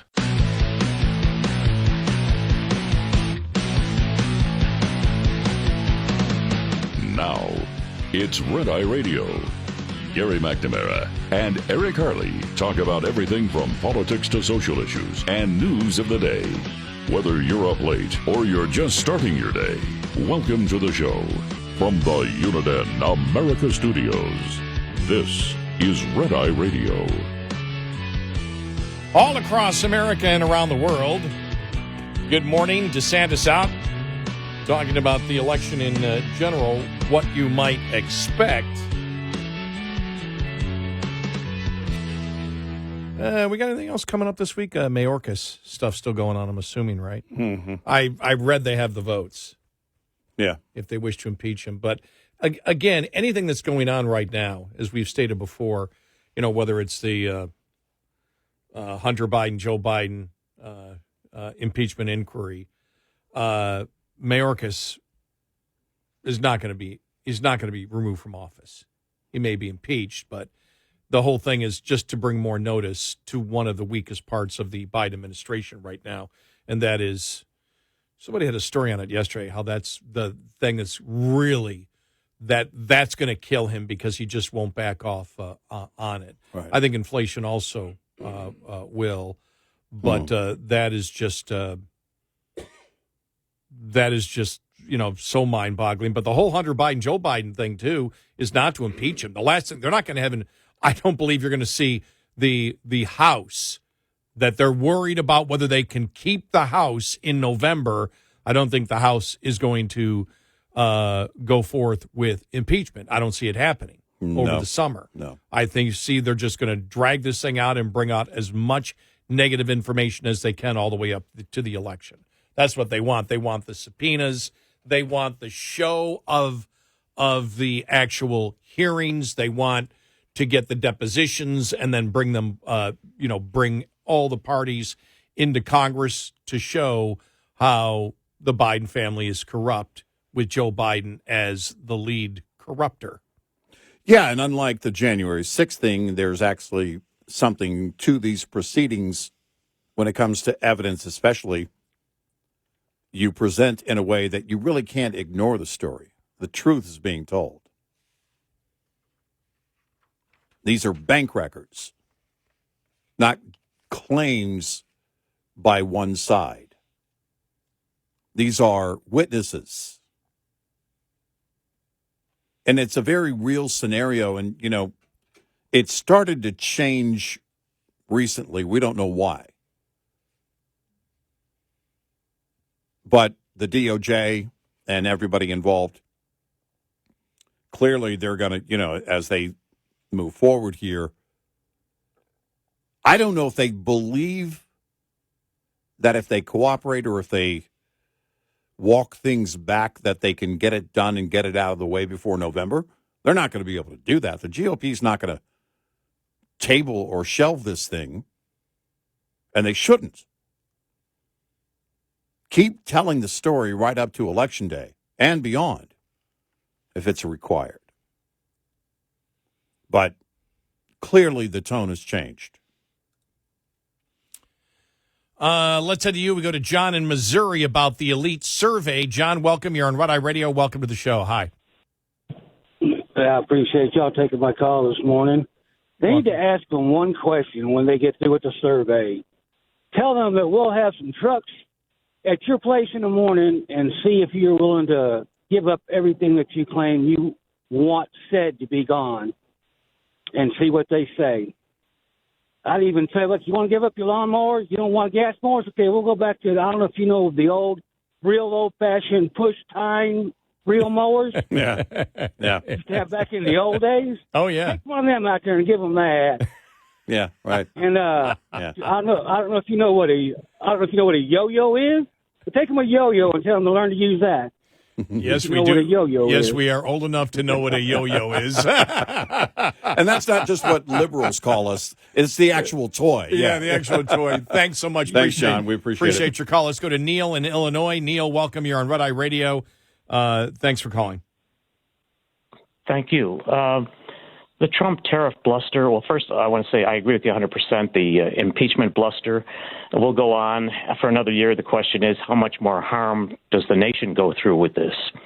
As far as the tariff bluster, which I think it is, I think Trump uses the tariff as a kind of bargaining chip to extract what he wants from foreign countries, the 50% or 100% tax on Mexico and something.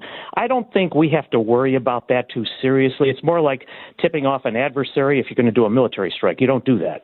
But you just hold it as a bargaining chip. I think that it would only be temporary for our economy, but I think it would be devastating for theirs. So what are your thoughts on that? Well, he didn't remember. There was no need for the steel tariffs and aluminum tariffs, yet he put them in. And American jobs were hurt because of it. More American jobs were lost and prices went up, both in steel and aluminum jobs. We went through the entire chart and the entire analysis that's been put together on that, how much it costs. So he's willing to do tariffs. He's willing to do tariffs that harmed America. For example, when you look at, I found it here because I had saved it. In steel jobs, employment in iron and steel mills and other metal manufacturing compared with when Mr. Trump announced the metal tariffs in March of 2018 is up 800 people. So they gained 800 jobs by putting those steel tariffs in, or 1%. In the same period, employment in steel product manufacturing, which is those companies, American companies, that need the steel, because the increase in prices because of it, they fell by 1,600 workers, or 2.8%. and said, that's the problem with tariffs. You rob some anonymous Peter to pay some politically powerful Paul. That's what tariffs do. When you put tariffs in, you say we're taxing these people to help this industry, and you never mention the industries that are lost because of the higher prices. Again, tariffs, I'm all for using tariffs. This is something that we said that Trump should have done early on. You don't go after Europe. You don't go after Canada and Mexico. They're not your problems. You can handle all of that. You've got free trade agreements with the majority of them, but you can handle all that. They're friendly people. China's the problem. China is the country that, as Eric, you and I have talked about many times, they don't care about copyrights. They don't care about intellectual property. They don't care about any of that. They will steal. They will do anything. Eric and I have had no problems about putting tariffs on Chinese products. And then, as president of the United States, what we suggested Trump do was, instead of being adversarial with the Western world with tariffs, that's where you bring them all together and say, we need to become a huge mega trading bloc, as he started doing a little bit with India, but then that really didn't go anyplace. Right. But it should have. That's where they thought it was going. They thought it was, they thought India can replace China. But you take all the countries together and you form a huge trading bloc where everybody is involved in as much free trade as possible. For Trump to come in and alienate the countries that we don't need to worry about, you can do deals with them, we thought was a negative, and the aluminum tariffs and the steel tariffs were completely and totally unnecessary and hurt American jobs and cost Americans more money. The one on, let me just see here. I want to get to the, here it is. Remember, he put the tax on, remember the tariff on, washers.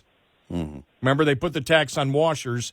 After Mr. Trump's import tax was imposed, prices on washers went up 11.5%, or $86, and all major brands increased prices with no clear distinction between domestic and foreign brands. Everybody just raised their prices. All it did was cause all Americans to pay more. Meanwhile, prices for clothes dryers, which were not subject to the tariff, rose 11.4%, or $92. Since washers and dryers are often sold as a pair, the author speculated that manufacturers split the higher markup between them. And then they talk about Robert Lighthizer, Mr. Trump's chief tariff strategist, recently dismissed such studies as biased in favor of trade. He said, in the face of clear economic evidence, his response is to close his eyes to it. If all you chase is efficiency, if you think the person is better off, this is what Lighthizer said, on the unemployment line with a third 40-inch television than he is working with only two, then you're not going to agree with me, he wrote in the New York Times. My view is production is the end and safe and happy communities are the end. You should be willing to pay the price for it. Well, that's the BS of every politician who wants to play social engineering. If preserving one Ohio job in steelmaking kills two Michigan jobs in steel manufacturing, well, it takes breaking eggs to make a protectionist omelet. Pressed to react to the studies saying that jobs saved via tariffs cost the public nearly $1 million apiece. Thanks, Neil. Mr. Lighthizer praises the virtue of inefficiency. Forget the drain on the productive economy and the lower standards of living that result. This is, again, Lighthizer, again, which reason I've never liked him in the Trump administration, is he believes that he can manipulate an economy to success. He is dead wrong. And he leaves out a massive part of the equation. Yeah, he's only covering half of the equation. Right. And that's these, and I'm sorry, I'm sick and tired of any of these idiots. You want to talk about elite? Lighthizer, who is one of Trump's, Trump's, they call him tariff strategist, economic aides, he's as elite as you can possibly imagine. He believes that he has a philosophy to run an economy, and we should follow what he thinks. Yeah. Just thank God that you got Steve Moore and what's his name that Trump brought in later on, and he Kudlow. actually, and Larry Kudlow, to follow more of their advice. But you want elite. If you're against elite, then you should want Trump to get rid of Lighthizer and not have any part of his administration. Because if you're sick and tired of Democrats saying, we know how to run an economy, the last thing you should want is a Republican coming in and saying, well, we know how to run an economy. We know how to manipulate it to success. We know how to manipulate the dollar. We know how to manipulate the interest rates. No, get out of it. Your red flag should be Bernie Sanders saying, and he did, I agree with Mr. Trump on tariffs. Yeah, exactly. That's a red flag to me. It's still socialism. Yeah. Still the same thing. It's government believing that we can let us control the flow of the dollars. We can do it right. Private sector can't do it right. We are the brains that can do it. You know something? They're full of the horse doo-doo. Yep, they are. It's a bunch of garbage. 866-90-RED-EYE. Brought to you by Hot Shot Secret. Hi, I'm Jen Loomis, a transport safety expert at JJ Keller, and I'm here to share a tip on roadside inspections. Drivers must always be prepared for a roadside inspection. This means drivers should always have their personal, vehicle, and company credentials organized and ready, and having any shipment paperwork such as bills of lading or hazardous materials shipment emergency response information organized and ready for the inspection official. Just an FYI, the top 2 violations written against drivers every year, as well as during Operation Road Check, are log general form and manner and log not current.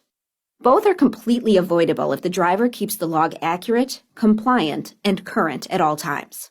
Having the vehicle ready for inspection involves the driver conducting daily inspections and making sure any problems that are discovered are immediately corrected.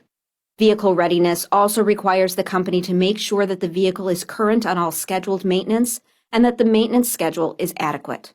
This will make sure the driver is being given a sound vehicle to start with. This tip was brought to you by JJ Keller and Associates. Visit us at jjkeller.com. Lines open for your calls. 866-90-RED-EYE on Red Eye Radio.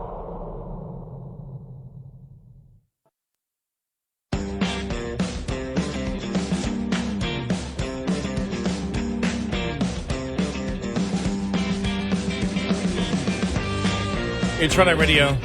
He's Eric Harley, and I'm Gary McNamara. Yeah, I mean, we'll be probably talking tariffs again if either is in office. And the interesting thing is, that Biden kept a lot of the tariffs that Trump had. Mm-hmm. Like I said, liberals loved the tariffs. Remember when Colombia wanted to have the new free trade agreement, and the Democrats all came out against it?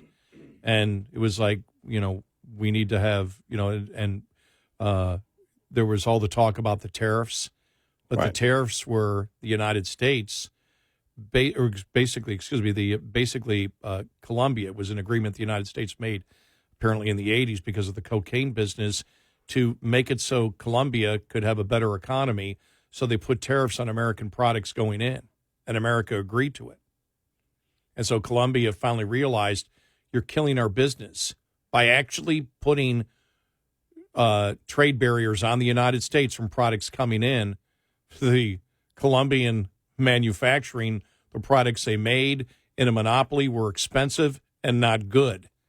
And the Colombians were begging to drop the tariffs on America to let American products in because they were cheaper for the Colombian public, and it put competition to Colombian companies. And production in the U.S. would have gone up as a result of it. Right. And the Democrats were against it. And the unions voted against it. Yeah, the unions were voted against it. It was like, this is exactly what you want. Yeah, but we can't use the word free trade. Right. It doesn't matter what it actually would help in the United States businesses and help the unions. It doesn't have the right language. Right. That was an amazing time. What was that, like 13 years ago, maybe? Yeah.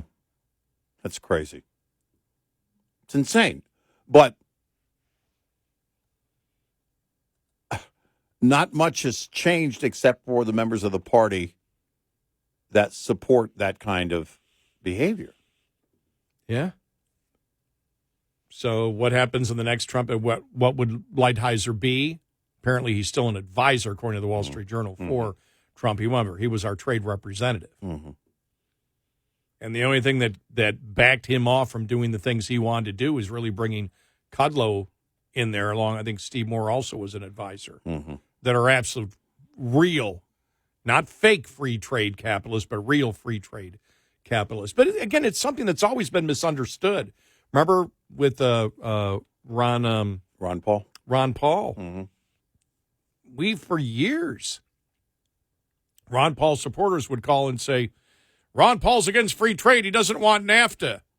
We had to correct. These are all huge Ron Paul fans that his opinion on free trade they thought was the same as theirs, and it was completely the opposite. He wanted unmanaged free trade. Right. He didn't like NAFTA. He didn't like NAFTA. Because it was managed free trade. Right. He wanted any company to be able to, Ron Paul wanted a company in Missouri to be able to do business with any company anywhere in the world. Right. And I'm telling you, 90%, 100% of the calls we got to the show. In terms of the calls we got. The calls was 100%. They were wrong. We're completely wrong. We had to tell, that's not what Ron Paul believes. You guys are wrong. No. You're saying he doesn't believe in NAFTA, therefore he doesn't believe in free trade. He doesn't view NAFTA as free trade. He views it as managed trade. He wants no tariffs. Right. He wants any company anywhere. And these people were furious at us. Why are you guys lying about Ron Paul? Well, then his website was lying at the time. Yeah. And then we had to send them to the website saying, you don't even know. It's right there for you to know. And this was the thing that got us is there was such incredible passion for Ron Paul. And on the number one issue that they had for him, they were completely wrong as to what his stance was. Yeah. No, that's what led the calls. That issue led those callers to the phones. Yep. And they were wrong. I don't know anybody, not one. Not one caller. There wasn't one caller that ever got it right. Who said, what I like about Ron Paul is that he wants unmanaged free trade. Right. We never got that. Not one. Right. It was really interesting because this went on for years. A long time. It probably went on for 5 years, 6 years maybe? Yeah. It wasn't, and we kept getting the calls. Yeah. It was like it never ended. It was like, could somebody please have a Ron Paul meeting or rally, and could he tell everybody or send an email out to everybody as to what his stance was? Right. Yeah. That was hilarious. Mind-boggling.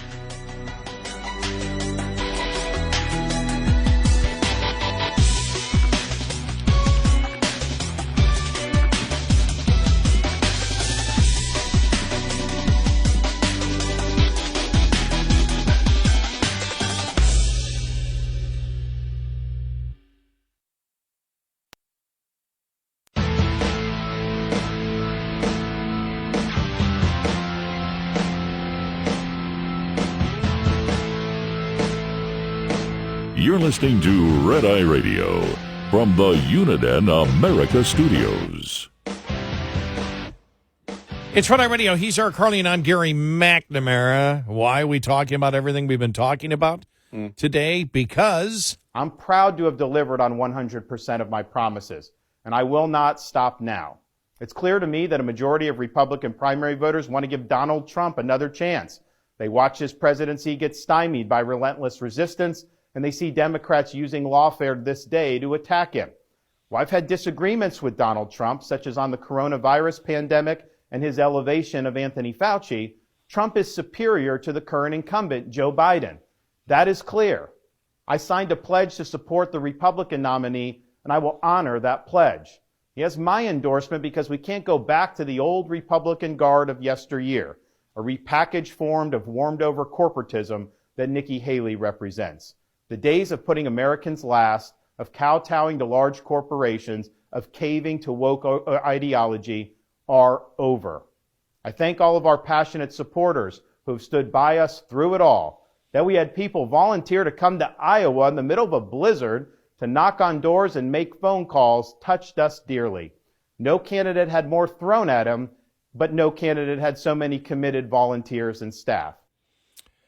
And that's one of the things, because you even heard it from DeSantis about corporatism. Mm-hmm. This is all Democrat lingo from a few years ago, you know. Yeah. This is what bothered me. As you can tell, haven't really been a fan of any of the Republican candidates for president of the United States. And that's one of the things right there. I don't know what he means by that. Well, because the whole evil corporation thing, as we know, comes from Democrats, and it seems like all, except maybe because they're trying to hit Nikki Haley for corporate donations or whatever.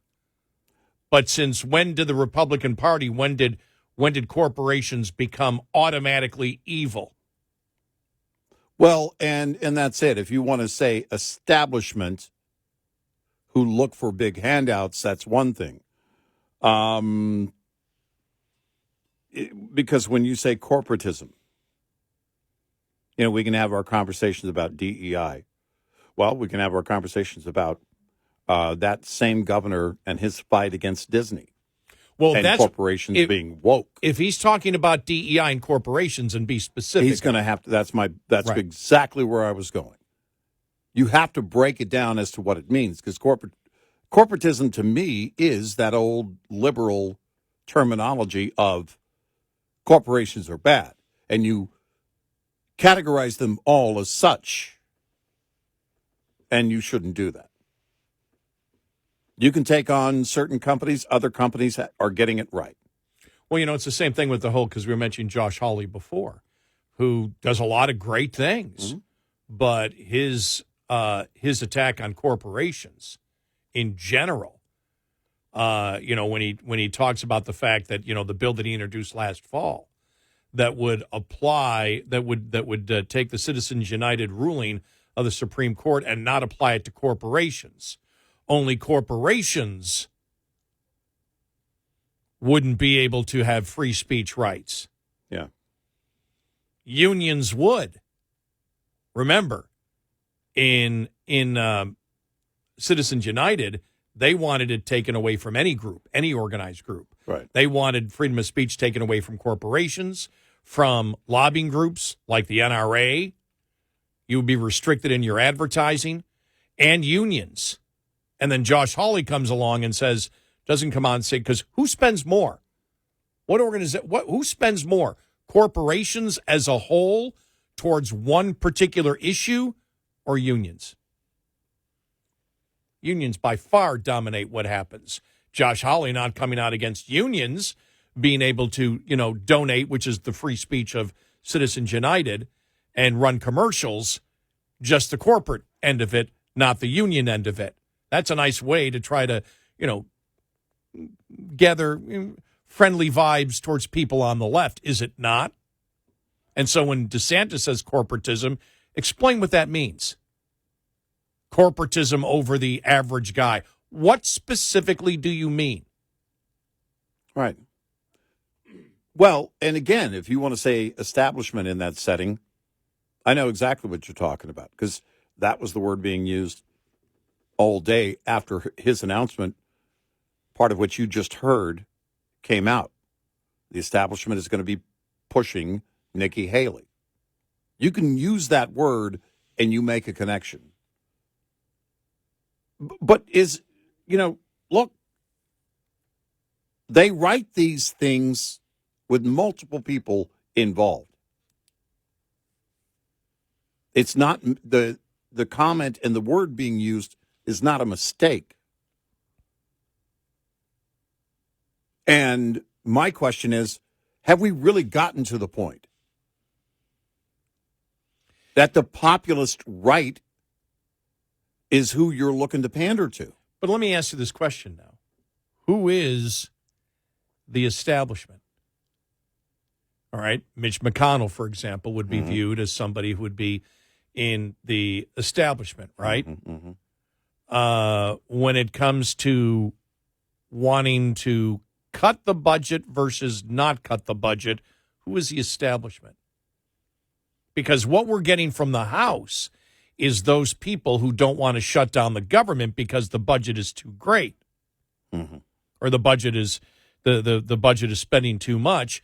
That those who do not wish to shut down the government are the establishment. Okay, fair enough. All right. How many did you have that wanted to shut down the government? 8. Because they're the ones that wanted to get rid of McCarthy at that point. Well, what they're finding out is, again, but let's even go further. We're assuming that that's the establishment, those that don't want to cut. Does Trump want to cut? Has Trump promoted the fact that we've got to cut drastically, or did Trump come out and tell those 8, you're wrong about wanting to let McCarthy go? We shouldn't do it. Well, I don't know what anything means, any terminology. Yeah, what does the terminology mean? I don't know. That's why I'm breaking what it down. Conservative means, actually, anymore. Neither do I. Because there's this populism flying through. This sounds great. We're going to take care, and we're going to come down on this, and we're going to come down on that, and we'll come down on these corporate foes. The hell does that even mean? Well, and then the excusing away of certain things that have clearly been, in the past, liberal territory and liberal talking points. How is it that the language on the right has changed? Yeah. Well, because they feel empowered to use it. In fact, they believe it benefits them. Well, because remember, on the budget, the establishment is the people that did not want to shut down the government. Right. You and I got the call. We need people that want to shut down the government like Trump would do. Trump never shut the government down once. He approved every budget that came his way. Mm-hmm. He didn't sit there and say we're spending too much. Not once. Right. He wouldn't shut down the government. Right. So you're expecting something of McCarthy that you didn't expect. You're saying that Trump didn't shut down anything. So what is the establishment? Is the establishment used just as a part of the hopefully not new identity politics of the Republican Party? Because what does it mean when you're talking the actual issues? Right. What does that mean? Right. And nobody's talking the actual issues in the Republican Party, really. They're talking just the generalized stuff of, yeah, we know it on, for example, on EVs are bad, and we know that the border must be secure. But on everything else, on the economy, inflation, government spending, government's relationship with business, I can't tell you what's establishment and what is the establishment position versus the non-establishment position, because the messaging's all over the place from the Republican Party. Yeah. No, it is. And it seems like everyone wants to take ownership of something that basically everyone's claiming to be the flag carrier for the party. It has become a party about each of them themselves. Now, Donald Trump's always been that way decades before he was even thinking about he was an outsider. Running for president. It was all, he put his name on everything. Nothing about him in that regard has changed. But the party has. Because now it seems to me, it sounds like they all want to make it about themselves. I need to make it about me in this moment. Well, what I want from the Republican Party, you would think that they'd say, we're putting together a platform, and here's going to be our platform, and we're all in agreement on it. Right. From Trump on, this. Here's what we're going to do. Will they do that? Speaker Johnson yesterday, we need to all come together as a party and get behind Trump. What does that mean? Well, the fact that the party couldn't get together is how you became Speaker, Mr. Johnson. But I mean, what does that mean? I know what that means. Yeah. But what does that mean issue-wise? Yeah. What does it look like? Right. What does that mean issue-wise? You win, where do you stand on the issues? Right. Winning means nothing if we don't do a damn thing. Yeah, what are you going to promote? What are your points? What do you think the party needs to be promoting? Right. Not just getting behind Trump, promoting exactly what? Right. Here's what we're going to do. Here's what we're against. Here's why it's wrong. Here's what we're going to do on this, and this. Lay it out for the American people. We know. Which I hope they do. Yeah. They've plenty of time to do it. We know things are horrible under Biden. That's a given. That's all known. Now tell us something you're going to do. Right. Tell us everything you're going to do. Here's why you should vote for me. Right.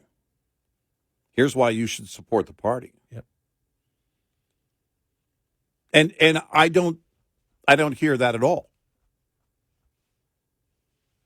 Where have the ads been?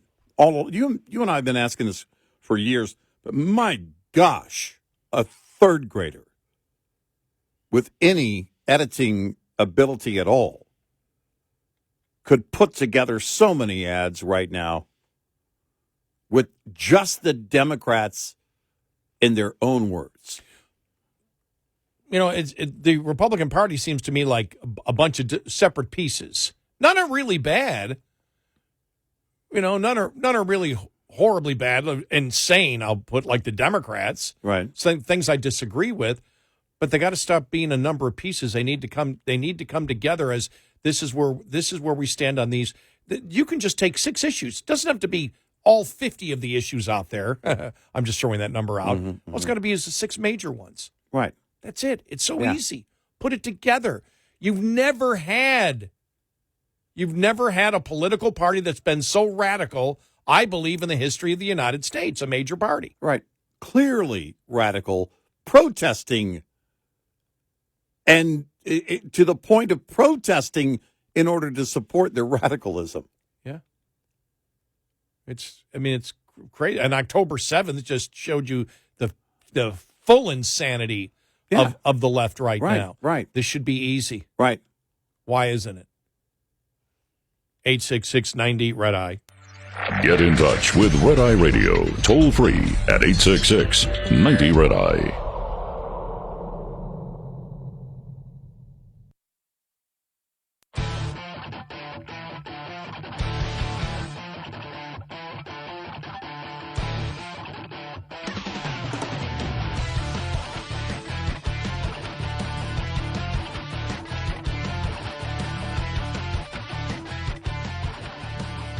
It's Red Eye Radio. He's Eric Carly, and I'm Gary McNamara. In other news, Ford Motors said Friday it will slash the number of workers at its electric vehicle plant in Dearborn, Michigan, as part of plans to reduce the production of its electric F-150 to better reflect consumer demand. The Ford said Friday it expects further growth for its EVs in 2024. Always must remain the optimist. Sure. Including for its F-150 Lightning. Sales are expected to fall short of earlier projections. A total of 1,400 workers at the production facility are expected to be affected by the decision. The company said roughly half of the affected employees will be transferred to other Ford plants in the state. Ford said, including the Michigan assembly plant, to help oversee the increased plant production of 2 of its gas-powered vehicles, the Bronco SUV and the Ranger pickup truck. The company previously said it would cut production of its Lightning model from 3,200 vehicles per week to 1,600 per week. Who's buying that? I would look for further cuts this year. I just don't see that demand growing. 1,600 a week? Yeah. Who is buying a truck, an electric truck? You and I asked this question from day one. If you're somebody who actually uses it for work, there's no way you'd want it.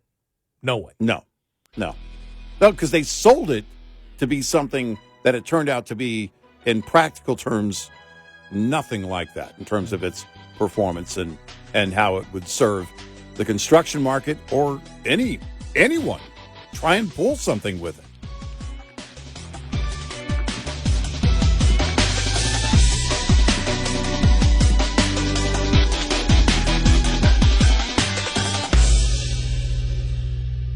This is Red Eye Radio on Westwood One.